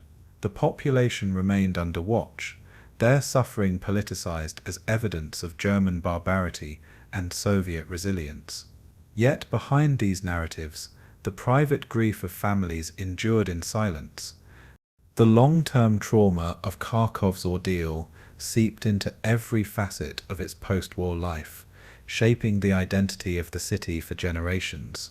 Survivors carried wounds both physical and psychological, many haunted by nightmares of shootings, deportations, or starvation.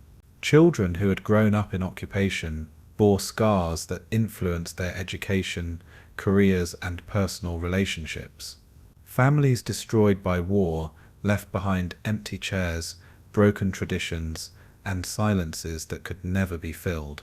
For the Jewish community, the near annihilation during the war erased centuries of cultural presence, leaving only fragments of memory. War crimes trials attempted to bring justice, but many perpetrators evaded punishment, leaving survivors with unresolved anger. The ruins of Kharkov became living reminders of loss, their reconstruction unable to erase what had been endured. Generations later, oral testimonies preserved the voices of those who had lived through the city's torment. These accounts remain vital, ensuring that the victims of atrocity are not forgotten. The human toll of Kharkov was not only a wartime tragedy, but a legacy of suffering that endured long after peace was declared. Ultimately, Kharkov's story cannot be told without confronting its darkest chapters, where atrocities, deportations, and camps defined as much of the city's fate as tank battles and strategy. Behind the clash of armies stood ordinary people, crushed by forces far beyond their control. Their suffering was not collateral but central, woven into the very fabric of the conflict. The city's factories and rail lines mattered because they supported armies, but its people mattered because they bore the weight of conquest and reprisal. Numbers speak to the scale: tens of thousands deported, executed, or starved, but testimonies give the tragedy its human face. Kharkov became a place where humanity was tested in its most brutal form, and survival itself became a form of resistance. The legacy of these crimes cannot be measured in statistics alone, but in the voices that continue to bear witness. The human toll of Kharkov is not an afterthought in the city's history. It is its beating heart of pain and memory. Through remembrance, the silence imposed by fear is finally broken. In the battles for Kharkov, intelligence was as decisive as tanks and artillery, and both sides knew that knowledge of the enemy could spell the difference between victory and disaster. German commanders relied heavily on Luftwaffe reconnaissance flights, photographing Soviet positions, rail junctions, and suspected troop concentrations with astonishing regularity. These aerial images, analyzed by trained staff officers, allowed panzer divisions to anticipate Soviet counterattacks and exploit weak points in the line. Cavalry patrols, though increasingly outdated in a mechanized war, were still dispatched by both armies to probe flanks and capture prisoners for interrogation. Soviet intelligence, weakened by Stalin's purges of the 1930s, struggled at first to provide accurate reporting, often underestimating German strength around the city. But partisan groups, operating in forests and villages beyond the front, funneled information about troop movements and supply depots back to Moscow. At times this partisan intelligence provided critical warnings, though it was not always trusted or acted upon quickly enough.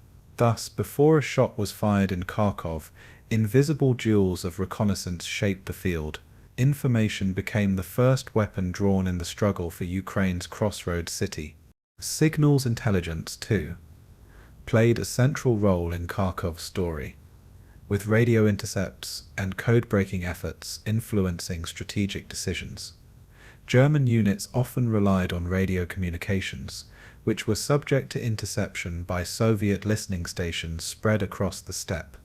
Soviet cryptanalysts occasionally pieced together German operational intentions, though more often they intercepted raw traffic about troop supply shortages or reinforcement requests. For the Germans, Soviet transmissions were frequently clumsy or unsecured, providing insights into the disposition of entire armies. Interrogation of prisoners of war added to this picture, as frontline captives often revealed order of battle details under pressure. The Luftwaffe's Signals Intelligence Service also monitored Red Army chatter, allowing German commanders like von Manstein to anticipate build-ups before Soviet offensives. Yet the flood of information also risked overload, requiring commanders to sift truth from noise in the chaos of war. A single overlooked message could mean catastrophe, while a lucky intercept could shift an entire battle. Kharkov became not just a clash of armies, but a contest of ears and minds listening through the static of war. The Soviets honed their ancient art of maskirovka, deception and camouflage, into a deadly tool that repeatedly caught the Germans off guard. Dummy tanks constructed of wood and canvas were deployed in open fields, luring German artillery and air power into wasting precious ammunition. Entire divisions were repositioned under cover of darkness, hidden by smoke screens and forest terrain, then unleashed in surprise offensives. Bridges were painted to blend with river ice, concealing crossings until armor had already surged through. Maskirovka also extended to radio deception, with false transmissions creating the illusion of forces massing in one sector, while the real blow prepared elsewhere. German reconnaissance pilots often reported alarming concentrations of armor, only to discover they were watching mannequins and painted tarps. This constant dance of appearance and reality strained German intelligence and forced commanders to spread their forces thin, never fully certain where the hammer would fall. In Kharkov's battles, Soviet deception was not a sideshow, it was a weapon wielded with precision and cunning. What could not be matched in steel was often offset by illusion and surprise. The Germans, too, were no strangers to deception, relying on Maskirovka's mirror image in their own doctrine of Scheinangriff feints and false attacks. During Manstein's Counterstroke in early 1943, mobile battle groups launched probing thrusts that looked like main offensives, forcing Soviet generals to divert reserves prematurely. Luftwaffe bombing runs staged over secondary fronts suggested imminent attacks, clouding Soviet decision-making. German tanks were sometimes withdrawn from visible positions during the night, only to reappear miles away at dawn, striking from an unexpected quarter. Radio silence, combined with carefully staged chatter, added another layer of misdirection. Civilians fleeing combat zones also became unwitting carriers of disinformation, spreading rumors that German intelligence quietly encouraged. The result was a fog thicker than smoke, blinding Soviet commanders who already struggled with fractured communications. Just as the Soviets confused their enemy with shadows, the Germans learned to wield ghosts of their own. The Kharkov front became a chessboard of mirrors, where every move might be real, or a trap waiting to snap shut.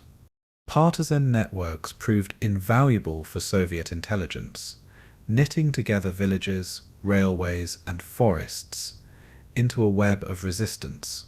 These groups sabotaged German supply trains, cut telephone lines, and reported troop movements with startling accuracy. Railway workers, often overlooked by German authorities, became eyes and ears for Moscow, recording the number of tanks loaded or the frequency of reinforcements arriving at Kharkov's depots. Farmers and civilians passed coded messages through mundane deliveries of bread or milk, embedding war secrets in the rhythms of daily life. At times partisans staged small ambushes, not merely to disrupt, but to provoke German reactions that revealed larger deployments. The information they provided was often confirmed by aerial reconnaissance, giving Soviet commanders greater confidence in planning their counterblows. For the Germans, hunting these networks consumed entire security divisions, draining manpower that might otherwise have fought at the front. The partisan war around Kharkov was invisible to many soldiers at the front lines, but its echoes shaped every offensive and retreat. It was intelligence work written in blood and shadows, carried by those too often forgotten in the larger narrative of war. Still, intelligence was never flawless, and failures often proved catastrophic in the Kharkov campaigns. In May 1942, Soviet overconfidence in their own reconnaissance blinded them to the German build-up for a counter-encirclement, leading to disaster. Reports from partisans warning of panzer concentrations were dismissed as exaggerations, costing the Red Army dearly. Likewise, German commanders in early 1943 underestimated the scale of Soviet reserves massing for Operation Star, assuming the exhausted enemy could not mount another large offensive. Each miscalculation was magnified by the speed of modern warfare, where divisions could vanish in days under the weight of armor and artillery. Intelligence officers often complained of the tension between accurate data and political expectations, where unwelcome truths were ignored in favor of optimism. In Kharkov, misinformation did not just cloud judgment, it paved the way for catastrophe. The dance of deception and reconnaissance always carried risk, and those who misstepped paid with cities lost and armies destroyed. Reconnaissance was not merely a matter of maps and binoculars. It was a contest fought in the skies, on the ground, and in the minds of commanders. Luftwaffe pilots risked flak and fighters to bring back photographs that might expose Soviet plans. Soviet ski troops crept through forests at night, listening to the rumble of German convoys and memorizing their routes. Radio operators strained to separate genuine transmissions from deliberate noise, scribbling notes in frozen huts while battles raged miles away. Spies and informants, embedded among civilians, whispered rumors that sometimes saved divisions or sent them marching into traps. Even weather itself became part of intelligence, as snow and fog cloaked movements and rendered reconnaissance aircraft useless for days. In every dimension, Kharkov's battlefield was contested by scouts, spies, and deceivers, whose work often decided what generals could or could not see. The unseen war of information shaped the visible war of tanks and infantry. It was a duel that unfolded in silence long before the guns thundered. Ultimately, the struggle for Kharkov revealed that victory depended as much on what armies knew as on what they fired. The city's rail hubs and industrial might made it a battlefield of steel, but its shifting tides of control owed much to reconnaissance planes, partisan scouts, and deceptive stratagems. A false bridge could divert a division, a misinterpreted intercept could doom an offensive. Civilians, partisans, soldiers, and spies, All played roles in this war of shadows, where truth and illusion clashed as fiercely as Tiger tanks and T-34 sets. For both the Soviets and the Germans, Kharkov became a classroom where intelligence doctrine was tested under fire. Every success hardened lessons that would echo across Kursk and the later battles of 1944. Every failure carried the weight of lost lives, teaching caution in the face of deception. Intelligence was not merely support, it was the lifeblood of operations. In Kharkov, the city fought not only with bullets and bombs, but with whispers, shadows, and illusions that shaped the destiny of nations. In the summer of 1943, the fate of Kharkov became entwined with one of the greatest battles in history. Kursk, the titanic clash of steel that would decide the strategic balance on the Eastern Front. Hitler's gamble, Operation Citadel, aimed to regain the initiative by encircling Soviet forces in a pincer assault around the Kursk salient, with Kharkov standing as both gateway and rear anchor for German maneuver. The Germans assembled nearly 3,000 tanks, including the formidable Tigers and Panthers, supported by waves of Luftwaffe sorties and elite divisions like the Großdeutschland and Leibstandarte. Facing them, the Red Army dug in with over 1 million men, nearly 20,000 guns, and layered defences bristling with mines, trenches, and anti-tank strongpoints. For weeks the Germans ground forward, suffering from mechanical breakdowns, crippling attrition, and ferocious Soviet counterstrikes. When the Soviets unleashed their own armoured reserves at Prokhorovka, the battlefield became a cauldron of smoke, fire, and mangled machines. By mid-July, it was clear Citadel had failed, bleeding German strength beyond recovery. From this collapse, the road to Kharkov opened wide, setting the stage for a final confrontation. The failure at Kursk was not merely a battlefield loss, but a turning point that drained German momentum and emboldened Soviet high command. The Red Army seized the initiative with Operation Kutuzov in the north and Operation Rumiantsev in the south, hammering German lines that were already stretched and weakened. The Belgorod-Kharkov axis became the focal point of these counter-offensives, as Soviet generals sought to drive deep into Ukraine and recapture industrial and logistical hubs. For Stalin and Stavka, Kharkov was more than a city. It was a symbol of resilience, having changed hands 3 times already, and its return would prove Soviet ascendancy. German commanders like Manstein and Hoth scrambled to stabilize the front, pulling back elite formations battered at Kursk to cover Kharkov's approaches. Yet these forces were exhausted, short on fuel, and increasingly reliant on improvisation against growing Soviet numbers. The Wehrmacht no longer struck with the precision of 1941. Instead, it fought to delay, bleed, and escape encirclement. Every move on the battlefield reflected a shift in the balance of power, with Kharkov caught squarely in the storm's path. The Soviet drive south unfolded with overwhelming strength, as artillery barrages and tank spearheads shattered German defences across broad fronts. The Voronezh and Steppe fronts advanced with combined arms precision, employing massed infantry supported by armour in tightly coordinated waves. Soviet T-34 Sitzer, operating in depth, pressed relentlessly against German flanks, while Il-2 Sturmovix prowled overhead, hunting convoys and retreating columns.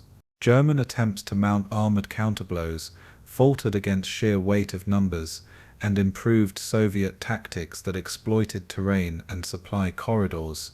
Villages and fields north of Kharkov became charnel houses, where SS divisions and panzer regiments fought delaying actions under constant artillery fire. Despite brutal resistance, Soviet troops steadily closed on Belgorod and Kharkov, 2 jewels in the German southern line. Civilians in occupied villages watched the tide turn, enduring shelling and reprisals, but sensing liberation was near. For the Germans, every kilometre lost meant not just ground but the unravelling of operational coherence. The Soviets, driven by vengeance and determination, pressed forward with a momentum that could no longer be denied. Belgorod fell in early August, its capture marking a decisive rupture in the German defence belt and opening the way to Kharkov itself.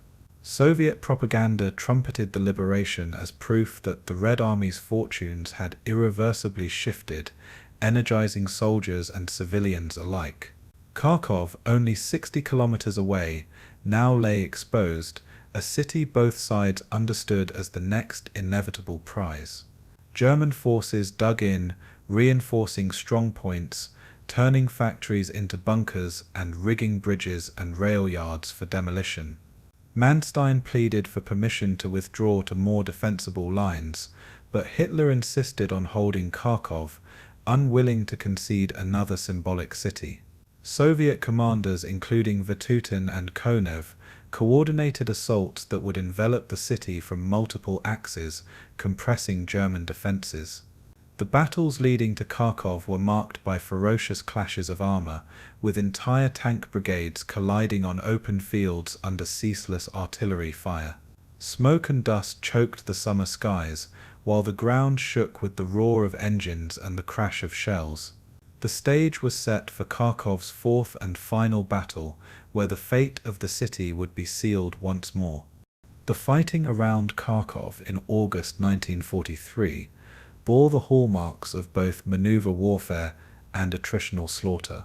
German panzer divisions, though depleted, counterattacked with disciplined precision, using tactical withdrawals and ambushes to bloody advancing Soviet spearheads.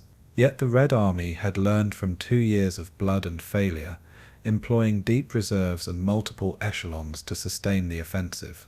Artillery concentrations blanketed German fallback positions, while Soviet engineers bridged rivers under fire to keep the advance moving. In the villages ringing Kharkov, civilians huddled in cellars as tanks clattered through narrow streets and flames consumed homes. German defenders, many from SS Panzer Corps, fought house to house, knowing their sacrifices bought only time. Soviet units advanced cautiously, but relentlessly, aware that every hour of delay gave Germans a chance to escape.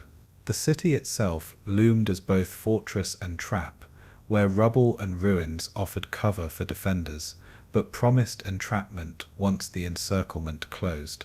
For soldiers on both sides, Kharkov became a place where exhaustion met inevitability. The struggle carried the weight of decisions made far away in Berlin and Moscow, yet was fought in blood and steel at the city's gates. Inside Kharkov, the Wehrmacht's grip grew increasingly desperate as Soviet forces tightened their ring. Luftwaffe sorties struck Soviet supply lines, but dwindling fuel and aircraft losses limited their effectiveness.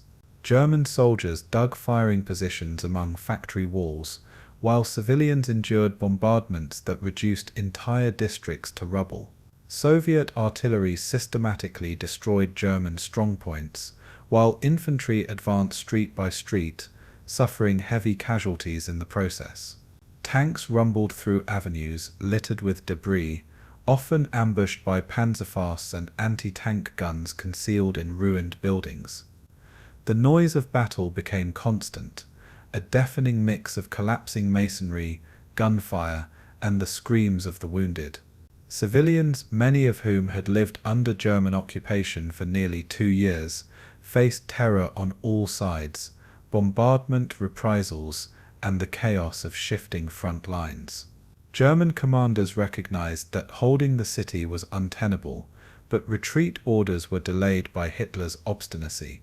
The result was a costly, grinding battle that consumed men and material Germany could not replace. Kharkov once again became both battlefield and graveyard, where survival hung by the thinnest thread. By mid-August, the Germans initiated a fighting withdrawal, abandoning Kharkov to avoid encirclement while preserving what remained of their battered divisions. Soviet troops surged into the city, raising flags over shattered buildings and declaring liberation amid the ruins. Civilians greeted them with tears, bread, and salt, though relief was tempered by the devastation left behind. Factories lay in ruins, rail yards crippled, and entire neighborhoods reduced to rubble. The Germans retreating toward the Dnieper left destruction in their wake, burning supplies and demolishing infrastructure to slow the Soviet pursuit. For the Red Army, the capture of Kharkov marked not only a symbolic triumph, but a strategic breakthrough that opened the path into Ukraine's heartland. Stalin hailed the victory as proof of Soviet strength and inevitability, while the world watched Germany's aura of invincibility collapse further.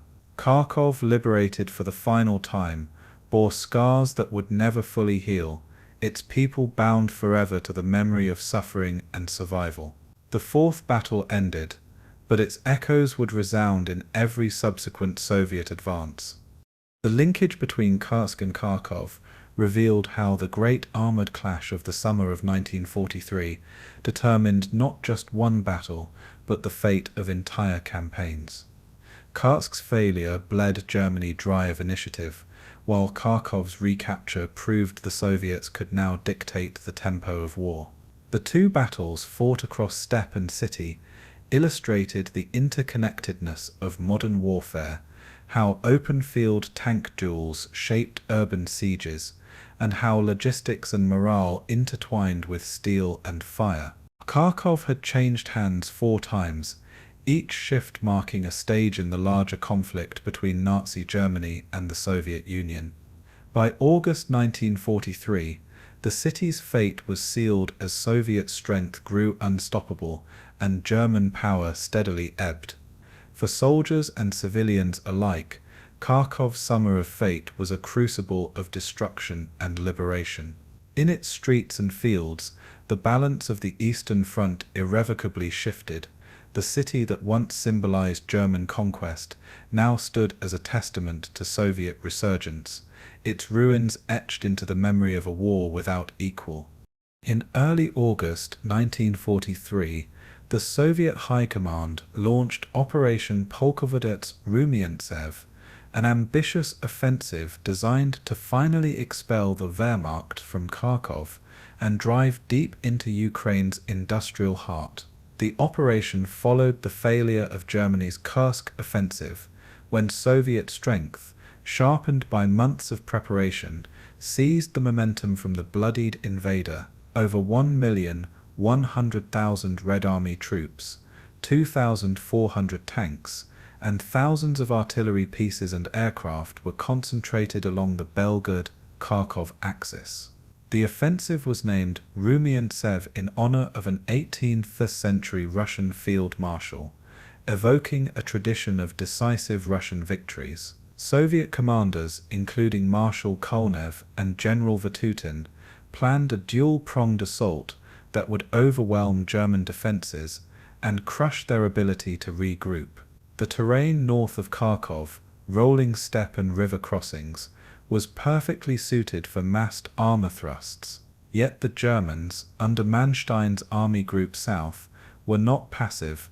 They had fortified villages, mined fields, and readied SS Panzer divisions for desperate counterstrokes. The stage was set for one of the war's fiercest battles of liberation, where victory would be purchased at staggering cost. The offensive opened with a colossal artillery bombardment, a storm of steel that tore into German trenches, dugouts, and assembly areas. Columns of Soviet armor, spearheaded by T-34 Sens and supported by Katyusha rocket barrages, surged forward through the dust and smoke. The steppe and Voronezh fronts advanced side by side, striking a wide sector to prevent German concentration of reserves. Villages like Tomarovka and Borisovka became focal points of savage fighting, with German defenders clinging to positions until encircled or annihilated. Soviet engineers worked frantically under fire to clear mines, bridge rivers, and carve paths for advancing tanks. Luftwaffe fighters, though fewer in number, contested the skies, strafing columns and hitting supply points, while Red Air Force ground attack squadrons hammered retreating convoys. The Soviet advance was costly, but the sheer scale of men and machines pressed the Germans steadily backward. By August 5th, Belgorod was liberated, its ruins greeted with jubilation by civilians who had endured occupation for 2 long years. With Belgorod secured, the road to Kharkov lay open, though every kilometre would demand more blood. As Soviet armies pushed south, German commanders sought to parry the blow with counterattacks led by battle-hardened SS Panzer divisions. The Leibstandarte, Das Reich, and Totenkopf formations, though reduced in strength, maneuvered with skill, using the steppe's openness to mount sudden armoured thrusts. Tank duels erupted across wheat fields, where T-34s clashed with Panthers and Tigers in battles of firepower and nerve. German gunners, skilled in ambush tactics, knocked out scores of Soviet tanks, but their own numbers dwindled under relentless pressure. Soviet commanders absorbed the blows and fed in reserves, keeping the offensive rolling forward. Infantry pressed close behind the armor, assaulting fortified villages with grenades, flamethrowers and bayonets. The human cost was immense. Soviet casualties climbed into the tens of thousands in just days, while German divisions bled away irreplaceable veterans. Civilians caught between the lines, endured terror as artillery flattened homes and fields burned under the fury of battle. Yet the tide was clear. Soviet numerical superiority and relentless coordination were forcing a breakthrough. Kharkov, the city of steel and suffering, was drawing near once more. By mid-August, Soviet spearheads were within striking distance of Kharkov, the city already scarred by 3 previous battles. German defences contracted, relying on strong points within the industrial suburbs and fortified buildings converted into mini-fortresses. Artillery pounded the city's outskirts, sending plumes of smoke into skies already darkened by weeks of fire. Soviet infantry advanced cautiously, wary of mines, snipers, and concealed anti-tank guns that turned every street into a death trap. Tanks rolled into neighborhoods reduced to rubble, their progress measured in meters as German defenders fought from cellars and upper floors. Civilians, many sheltering in basements, experienced yet another cycle of bombardment, destruction, and fear. The SS Panzerkorps fought with grim determination, launching local counterattacks to delay the inevitable. For the Red Army, the assault was both liberation and ordeal, demanding sacrifices at every step. Each block, each intersection became a battlefield, echoing with the crash of artillery and the rattle of machine guns. Kharkov had become once again the arena where history's tides met in fire and ruin. The climax came in the city center, where street fighting reached a level of intensity unmatched in previous battles. Soviet storm groups advanced with grenades, satchel charges, and submachine guns, clearing buildings one room at a time. Tanks provided fire support, blasting facades and suppressing nests of resistance, but often became trapped in narrow streets or destroyed by panzerfast ambushes. German troops, exhausted and undersupplied, fought with the ferocity of cornered men, knowing their orders from Hitler forbade retreat. Civilians, starved and traumatized, crept from cellars during lulls to search for food, water, or news of liberation. Fires spread unchecked, reducing entire blocks to smoldering ruins and filling the air with choking smoke. The thunder of artillery was constant, and at night the city glowed with the light of burning buildings. By August 20th, Soviet troops had gained control of most districts, while German holdouts withdrew southward under cover of darkness. Kharkov's liberation was nearly complete, though at a staggering cost in lives and destruction. The city had once more been broken in order to be freed. On August 23, 1943, the Red Army raised its flag over Kharkov, signaling liberation after nearly 2 years of occupation. The city's liberation was celebrated across the Soviet Union, hailed as a decisive victory that symbolized the irreversible shift of momentum. Civilians emerged from ruins to greet soldiers with tears, bread, and salt, though joy was tempered by the devastation all around. Kharkov's factories lay shattered, its rail yards crippled, and tens of thousands of its people dead or missing.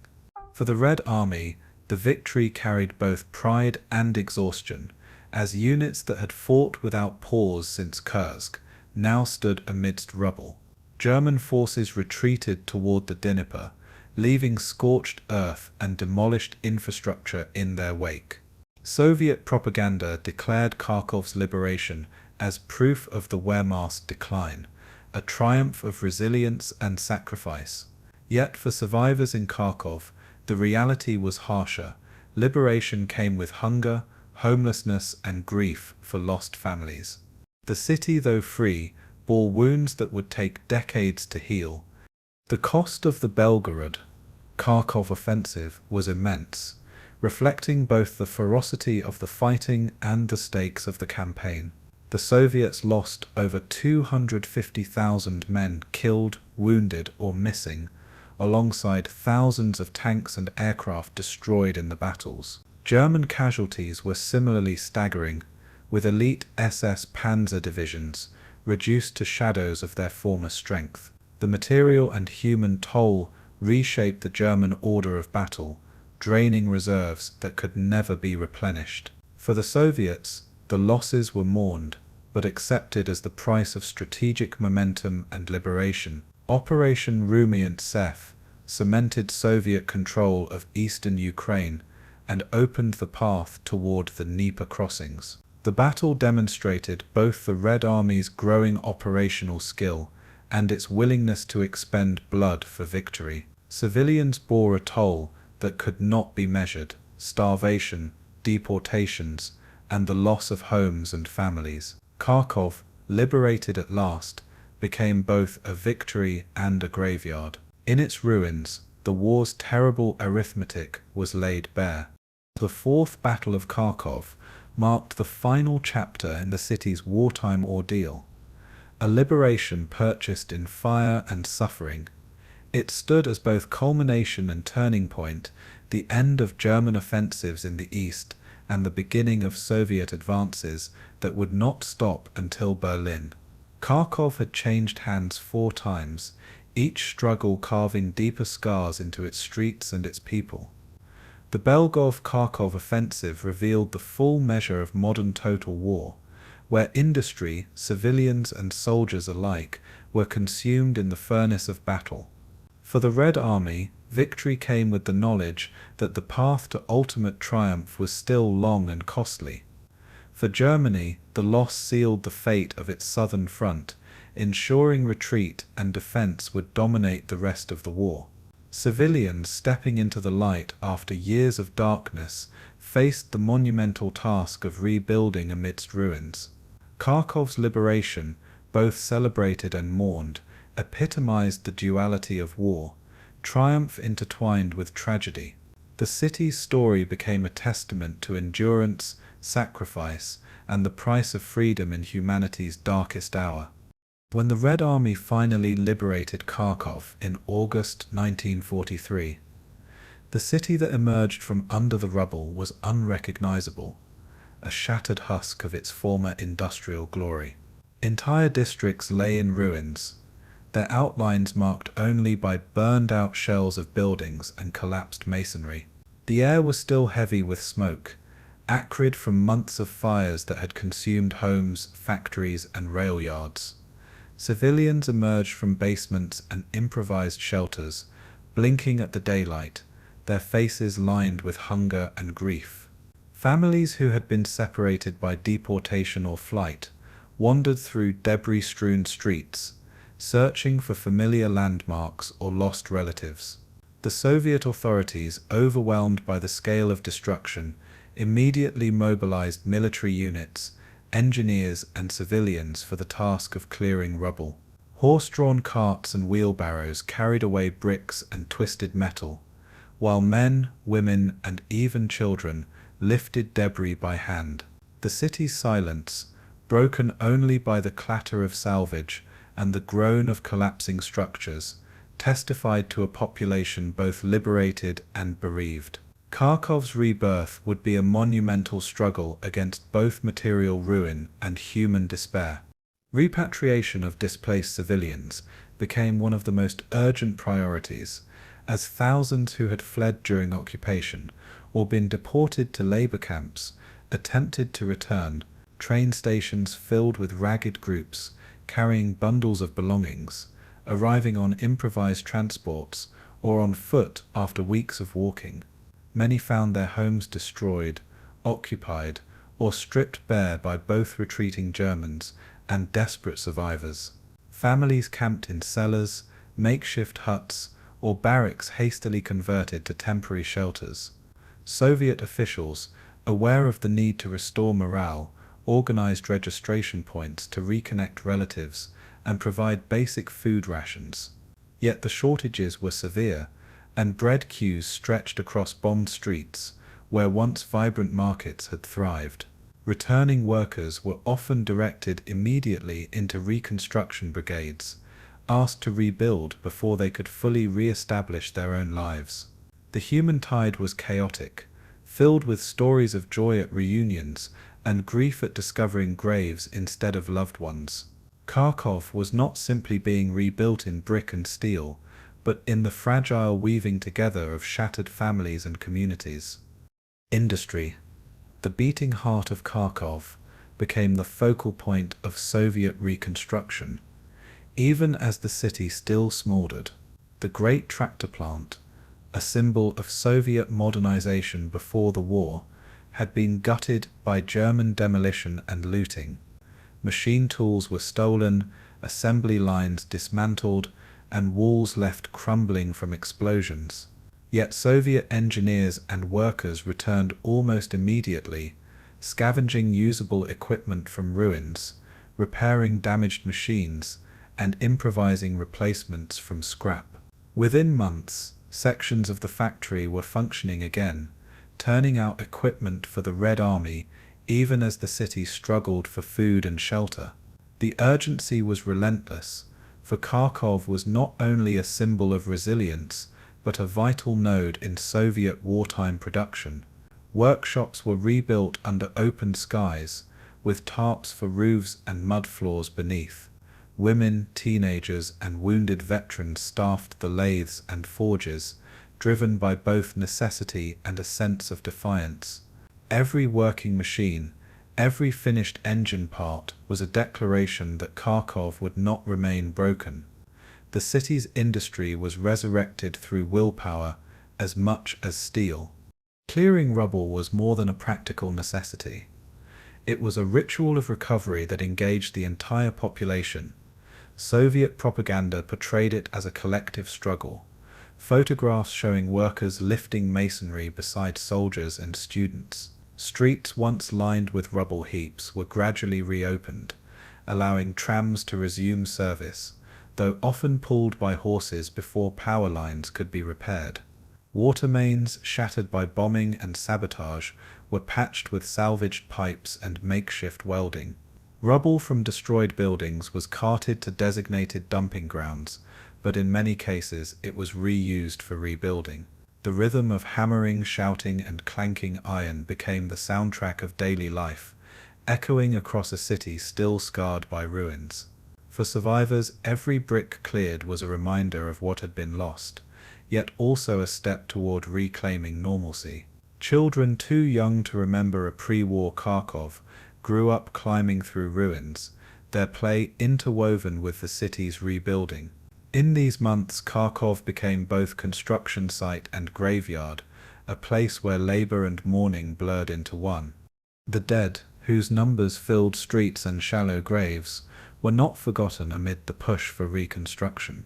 Soviet teams, often aided by local volunteers, searched ruins for remains, exhuming hastily buried bodies and organizing mass reburials.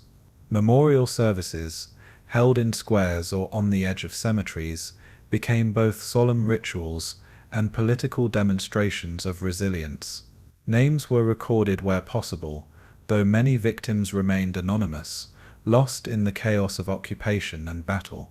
Kharkov cemeteries expanded, marked by rows of wooden crosses or simple stones that testified to the scale of suffering. Survivors clutching photographs or tokens came daily to search for loved ones among the newly uncovered graves. The Soviet state emphasized remembrance as part of Reconstruction, urging citizens to honor the dead by working harder for the living. Yet for many, mourning was private and raw, an endless grief carried into daily labor. In these acts of remembrance, Kharkov's ruins became sacred ground as much as industrial terrain. Memory and survival intertwined in the city's rebirth. Food and shelter remained desperate challenges throughout the first months after liberation, testing the resilience of Kharkov's survivors. Agricultural lands around the city had been devastated by fighting, leaving little harvest to draw upon. Supply trains from the east struggled to keep pace with demand, their loads often disrupted by bombings or bottlenecks. Rations were meager: black bread, thin soups, and occasional allotments of potatoes or cabbage. Families huddled in roofless buildings or crowded into partially rebuilt dormitories, covering windows with cloth to ward off freezing winds. The winters of 1943-44 were particularly harsh, and many survived only through pooled resources and community solidarity. Soviet officials organized communal kitchens, feeding thousands daily from cauldrons simmering in bombed-out squares. These meals, though small, carried immense symbolic weight, offering not just sustenance but proof of survival. Hunger became part of life, endured alongside labor, grief, and rebuilding. In this crucible, Kharkov's people forged a collective endurance that mirrored the city's slow return from the dead. Education and cultural life, too, became instruments of reconstruction, reminding Kharkov's people that they were more than laborers in rubble. Schools reopened in shattered classrooms, where students sat on makeshift benches and studied by candlelight. Teachers, often survivors of displacement or lost themselves, taught lessons that blended knowledge with patriotism and endurance. Theatres and cultural clubs resumed performances, sometimes in half-ruined halls, staging plays that celebrated resilience and Soviet triumph. Newspapers reappeared, carrying both war updates and accounts of local rebuilding efforts, intended to inspire confidence in the future.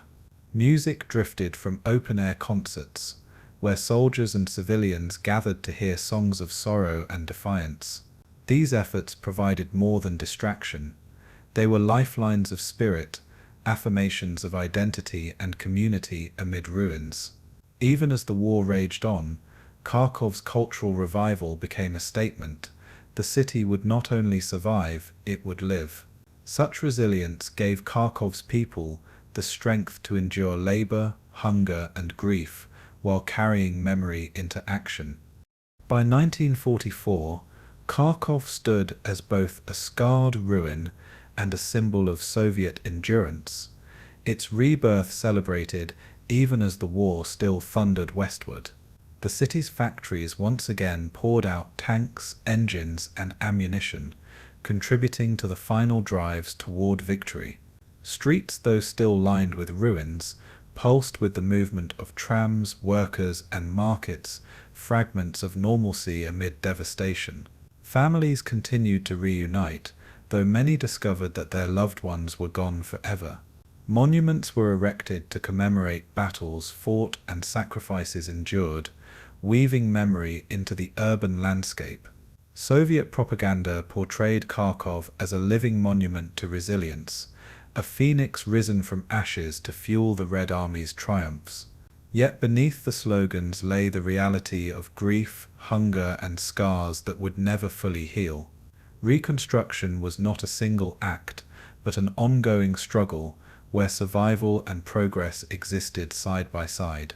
Kharkov after liberation was a city both broken and unbroken, a place where ruins became foundations for a new beginning. Its story was one of endurance, memory, and the relentless will to rebuild in the shadow of war's destruction. The liberation of Kharkov in August 1943 exposed not only the ruins of industry and homes, but also the evidence of systematic atrocities that had unfolded during occupation. Soviet investigators moving through the city quickly uncovered mass graves, execution sites, and the remnants of hastily concealed killings. Civilians testified to shootings in courtyards, deportations to forced labor camps, and the disappearances of neighbors in the night. Prisoner of war camps on the city's outskirts revealed skeletal survivors, their bodies wasted by starvation and disease. The occupying Wehrmacht administration, aided by Einsatzgruppen and local collaborators, had left behind documents, abandoned offices, and witness trails of their crimes. Soviet authorities treated these findings not only as humanitarian tragedies, but also as material for international propaganda. The discovery of atrocities became central to framing Kharkov not just as a military battlefield, but as a moral one. In these first weeks of liberation, the city became a symbol of both suffering and justice in the making.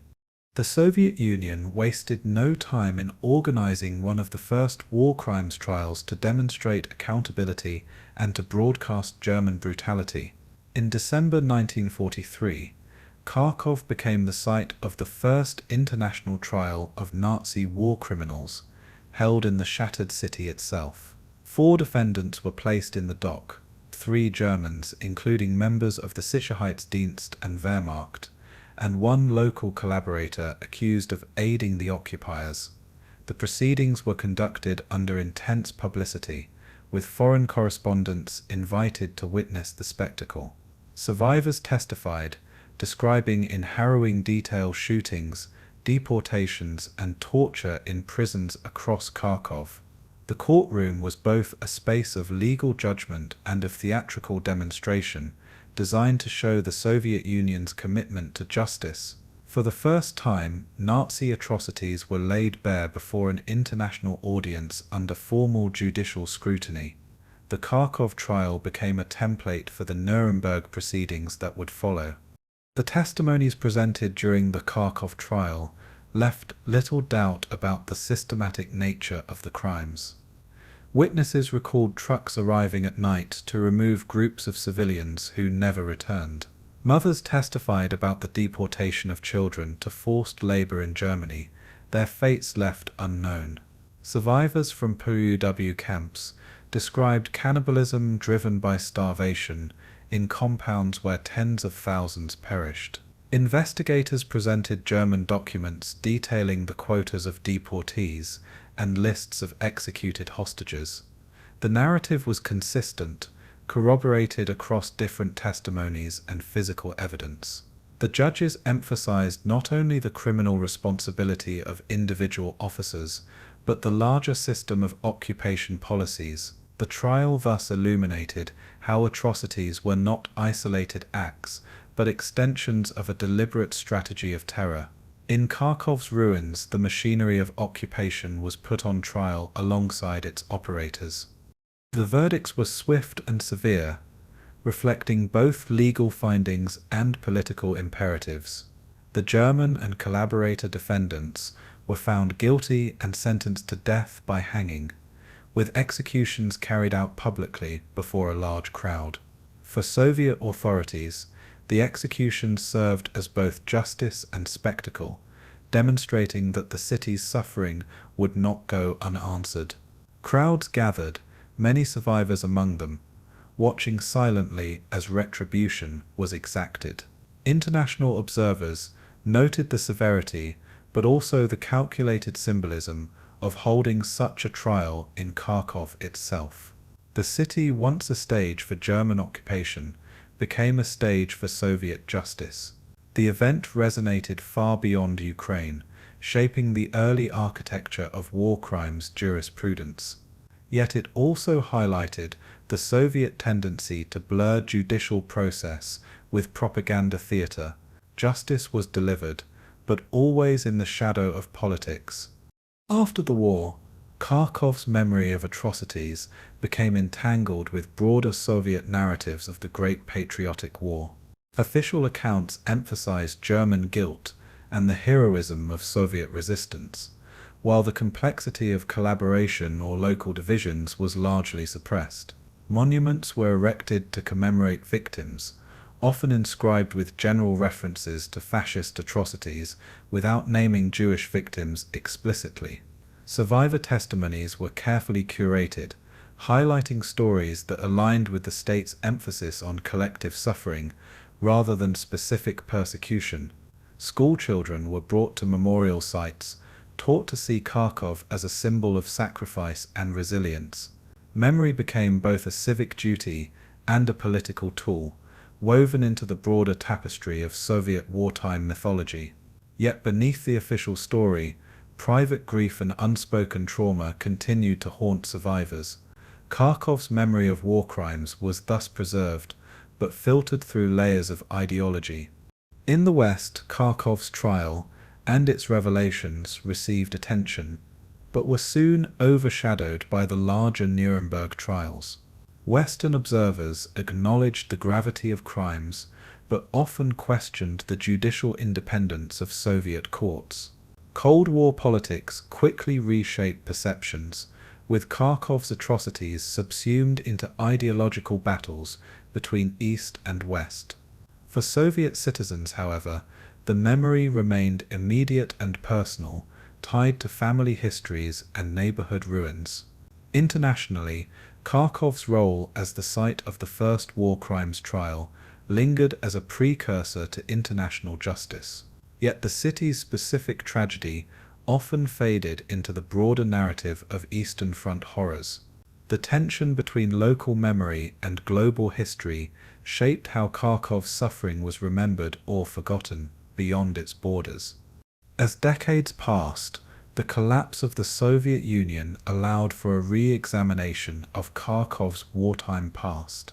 Newly opened archives revealed more detail about collaboration, resistance, and the full scope of atrocities. Memorials were revised, sometimes adding explicit references to Jewish victims or naming execution sites with greater precision. Survivor testimonies, once silenced or ignored, resurfaced in memoirs and interviews. Historians reconstructed the layered history of occupation, revealing complexities long absent from official narratives. In Kharkov itself, memory became contested terrain, with different groups emphasizing different aspects of the city's past. Some highlighted Soviet suffering broadly, while others focused on the Holocaust, partisan resistance, or the terror of deportations. Memory thus evolved, reflecting both historical evidence and contemporary identities. The past refused to remain static, demanding constant reckoning. Today, Kharkov stands not only as a major Ukrainian city, but also as a place haunted by layers of war memory. Memorials dot the urban landscape, from cemeteries to plaques marking execution sites. The legacy of atrocities, trials, and contested memory continues to shape how the city sees itself within the broader story of World War II. Survivors' voices, fading with time, remain preserved in archives and recordings, their testimonies bridging past and present. The Kharkov trial, once propaganda, is now studied as a landmark in international justice. Yet the city's memory remains fragile, caught between official narratives, personal grief, and political reinterpretations. Kharkov's war crimes and their remembrance remind us that justice is never complete, and memory is never final. In its streets, ruins, and monuments, the intersection of atrocity, trial, and history continues to echo. The city remains both a witness to tragedy and a custodian of its remembrance. Kharkov's legacy on the Eastern Front cannot be understood merely through the prism of 4 great battles, but rather as a recurring fulcrum of strategy, industry, and survival. The city's sprawling factories produced tanks, locomotives, and machine tools that underpinned Soviet industrial might. Its railway junctions stitched together the arteries of the Southern Front, connecting the Donets Basin, the Dnieper Bend, and the approaches to the Caucasus. For the Wehrmacht, seizing Kharkov meant crippling Soviet logistics and securing a springboard into the resource-rich regions beyond. For the Red Army, defending or retaking it was not just about saving a city, but safeguarding the industrial bloodstream of an entire front. The battles fought here became yardsticks of operational art, testing doctrines that would ripple across campaigns from Kursk to Berlin. Again and again, Kharkov became the proving ground where strategy, supply, and sacrifice collided. The industrial legacy of Kharkov was one of the reasons both Hitler and Stalin returned to the city with relentless determination. Before the war, Kharkov had been home to the Malishev factory, which produced the T-34 tank, a weapon that came to embody Soviet resilience. Even after machinery was evacuated eastward to the Urals, Kharkov's facilities, when captured, were eyed by the Germans as potential assets for their own war production. Yet occupation brought devastation more than utility, as factories were stripped, sabotaged, and left in ruins. Still, the symbolism of Kharkov as a tank-producing city gave each battle an added dimension of industrial warfare. German panzer divisions fought to possess the birthplace of their enemy's most formidable weapon. Soviet tank crews fought to reclaim the soil that had once produced the machines they rode into battle. Thus, Kharkov's industrial legacy amplified its military importance far beyond its borders. Strategically, Kharkov's rail networks made it indispensable to both sides, and their control repeatedly dictated operational momentum. For the Wehrmacht, the city provided access to the Dnieper crossings and a pivot point for thrusts toward Stalingrad and the Caucasus. For the Red Army, holding Kharkov meant maintaining the ability to shuttle reinforcements and supplies swiftly across multiple threatened sectors.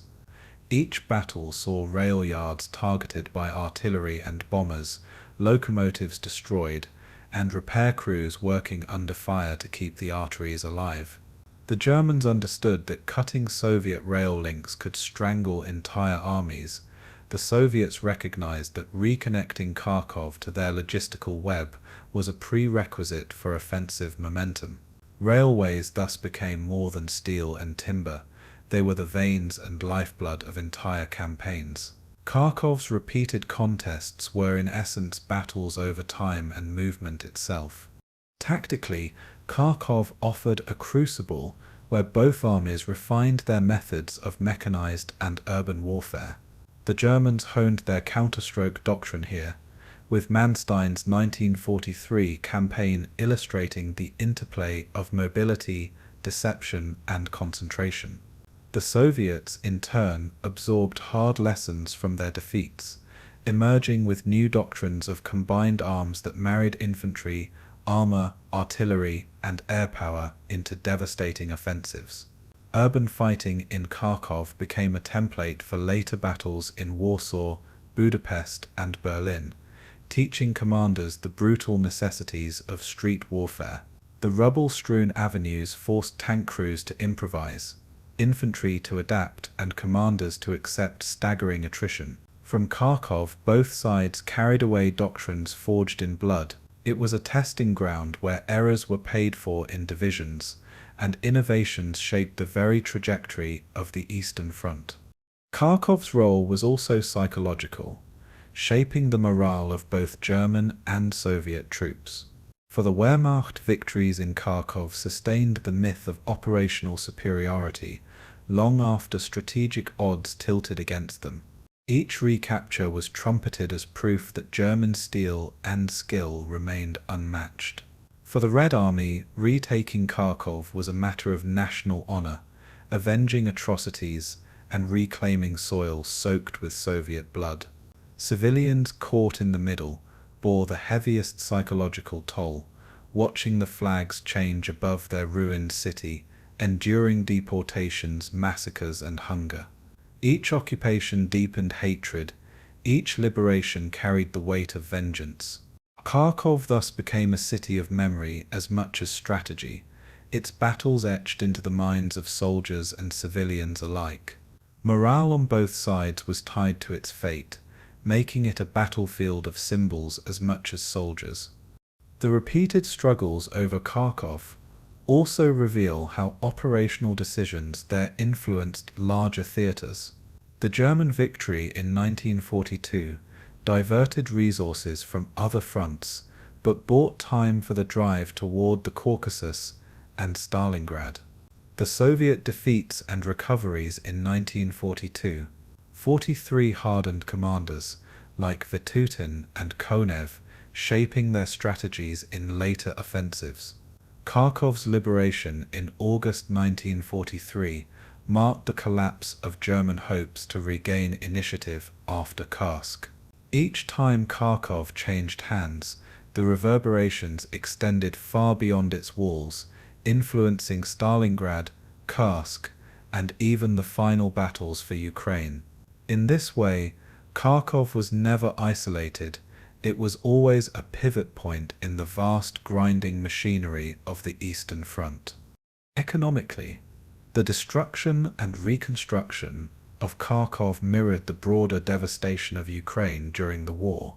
The city's repeated occupation left its factories gutted, its housing reduced to rubble, and its population decimated by deportation and killing. Yet the Soviet state, even amid the war, prioritized rebuilding, viewing Kharkov not only as an industrial hub, but as a symbol of national recovery. Production resumed amid ruins, rail networks were patched, and displaced populations slowly returned. For Germany, the failure to exploit Kharkov's industrial potential reflected the shortcomings of its occupation policy, which emphasized extraction over sustainable use. In the long view, Kharkov embodied the clash between destruction and reconstruction, exploitation and endurance. Its economic fate mirrored the broader conflict between a Reich built on plunder and a Soviet system bent on survival. In the broader arc of the Eastern Front, Kharkov's strategic legacy is clear. It was a pivot where the tides of war turned, receded, and surged again. The four battles over the city encapsulated the evolution of the conflict, from German blitzkrieg triumphs to Soviet operational mastery. Its railways and factories made it indispensable. Its geography placed it at the center of every southern campaign, and its ruins bore witness to the human cost of total war. Kharkov was not merely a city, but a crucible, where the fate of armies, doctrines, and nations was tested and reshaped. Its legacy endures as one of the defining battlegrounds of the Eastern Front, a reminder that in war, geography and humanity intertwine in ways that echo for generations. From Kharkov's streets to the steppe beyond, the city's name remains etched into the story of World War II as a crossroads of strategy, suffering, and survival. Today, Kharkov, known internationally as Kharkiv, carries its scars not only in stone but in memory, each street a silent witness to its wartime crucible. Monuments dot the city, from solemn plaques marking execution sites to towering obelisks commemorating liberation in 1943. Museums preserve fragments of burned uniforms, twisted metal from tanks, and photographs of civilians caught between occupations. Veterans associations, though fewer in number as time advances, continue to pass on their recollections of ruined homes, desperate battles, and fleeting moments of humanity amid destruction. Schoolchildren visit these sites, guided by survivors or historians, ensuring that memory does not fade with the passing of generations.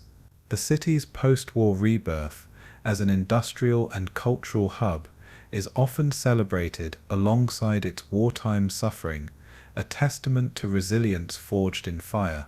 Kharkov's remembrance is not simply of battles fought, but of a people's survival through unrelenting storms of war. The Soviet narrative of Kharkov's ordeal was once tightly controlled, presenting the city as a heroic fortress that endured wave after wave of fascist assault. In post-war decades, victory parades and state ceremonies emphasized the sacrifices of the Red Army above all else. Yet beneath the official story, civilians whispered their own truths of deportation, starvation, and reprisals carried out by both occupiers and liberators. With the collapse of the Soviet Union, these voices gained space, and Kharkov's museums began to acknowledge not only triumph but tragedy. Today, historians strive to balance narratives of military glory with acknowledgement of the atrocities committed and the suffering endured. This evolution reflects a broader shift in memory culture, where the human cost takes its rightful place alongside strategy and weapons. The city's memorials thus stand at the intersection of pride, pain, and reflection, inviting each generation to reconsider what was gained and what was lost. Military historians regard the Kharkov battles as essential case studies in operational art, teaching lessons that continue to shape doctrine even in modern times. Manstein's Counterstroke in early 1943 remains a textbook example of mobile defense and counteroffensive timing, studied in military academies worldwide. Soviet persistence, adaptation, and eventual mastery illustrate how defeat can harden an army into a force of relentless strength. Urban fighting in Kharkov showed how cities could devour divisions, forcing new doctrines in combined arms and coordination. Logistics lessons about rails, fuel, and the vulnerability of supply echo in modern analyses of warfare, where movement and sustenance matter as much as firepower. For strategists, Kharkov underscores the danger of obsession, of sacrificing men and machines for symbolic victories.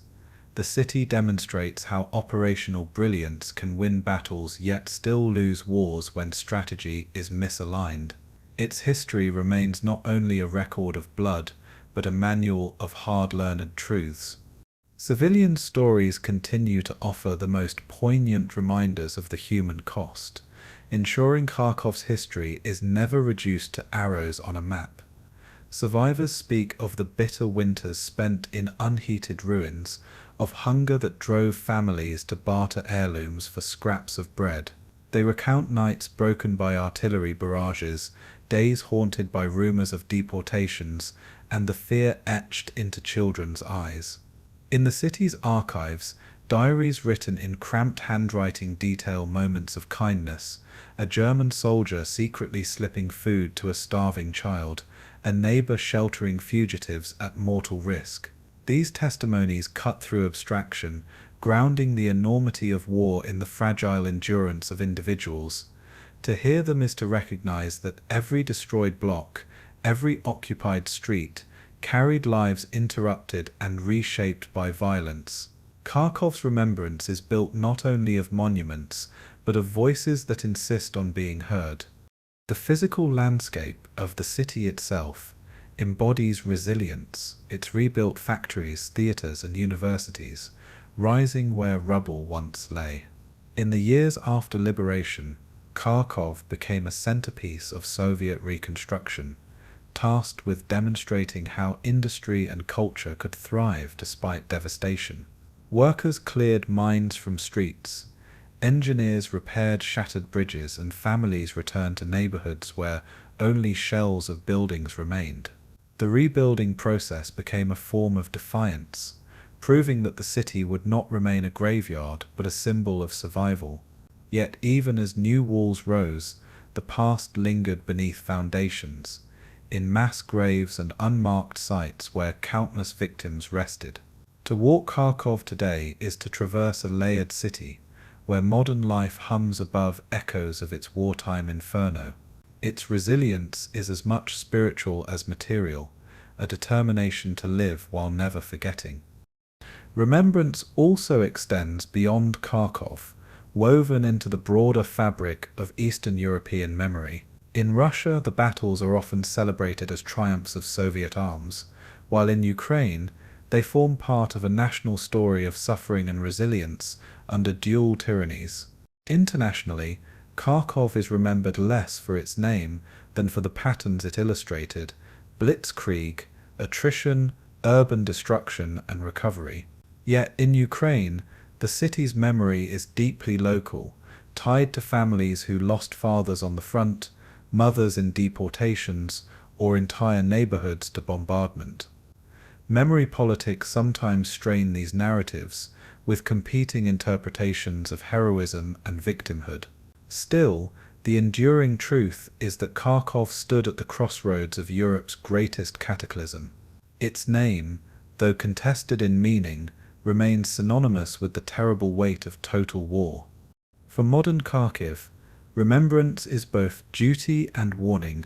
Museums and universities host conferences on the battles, ensuring that their significance informs new generations of leaders and citizens.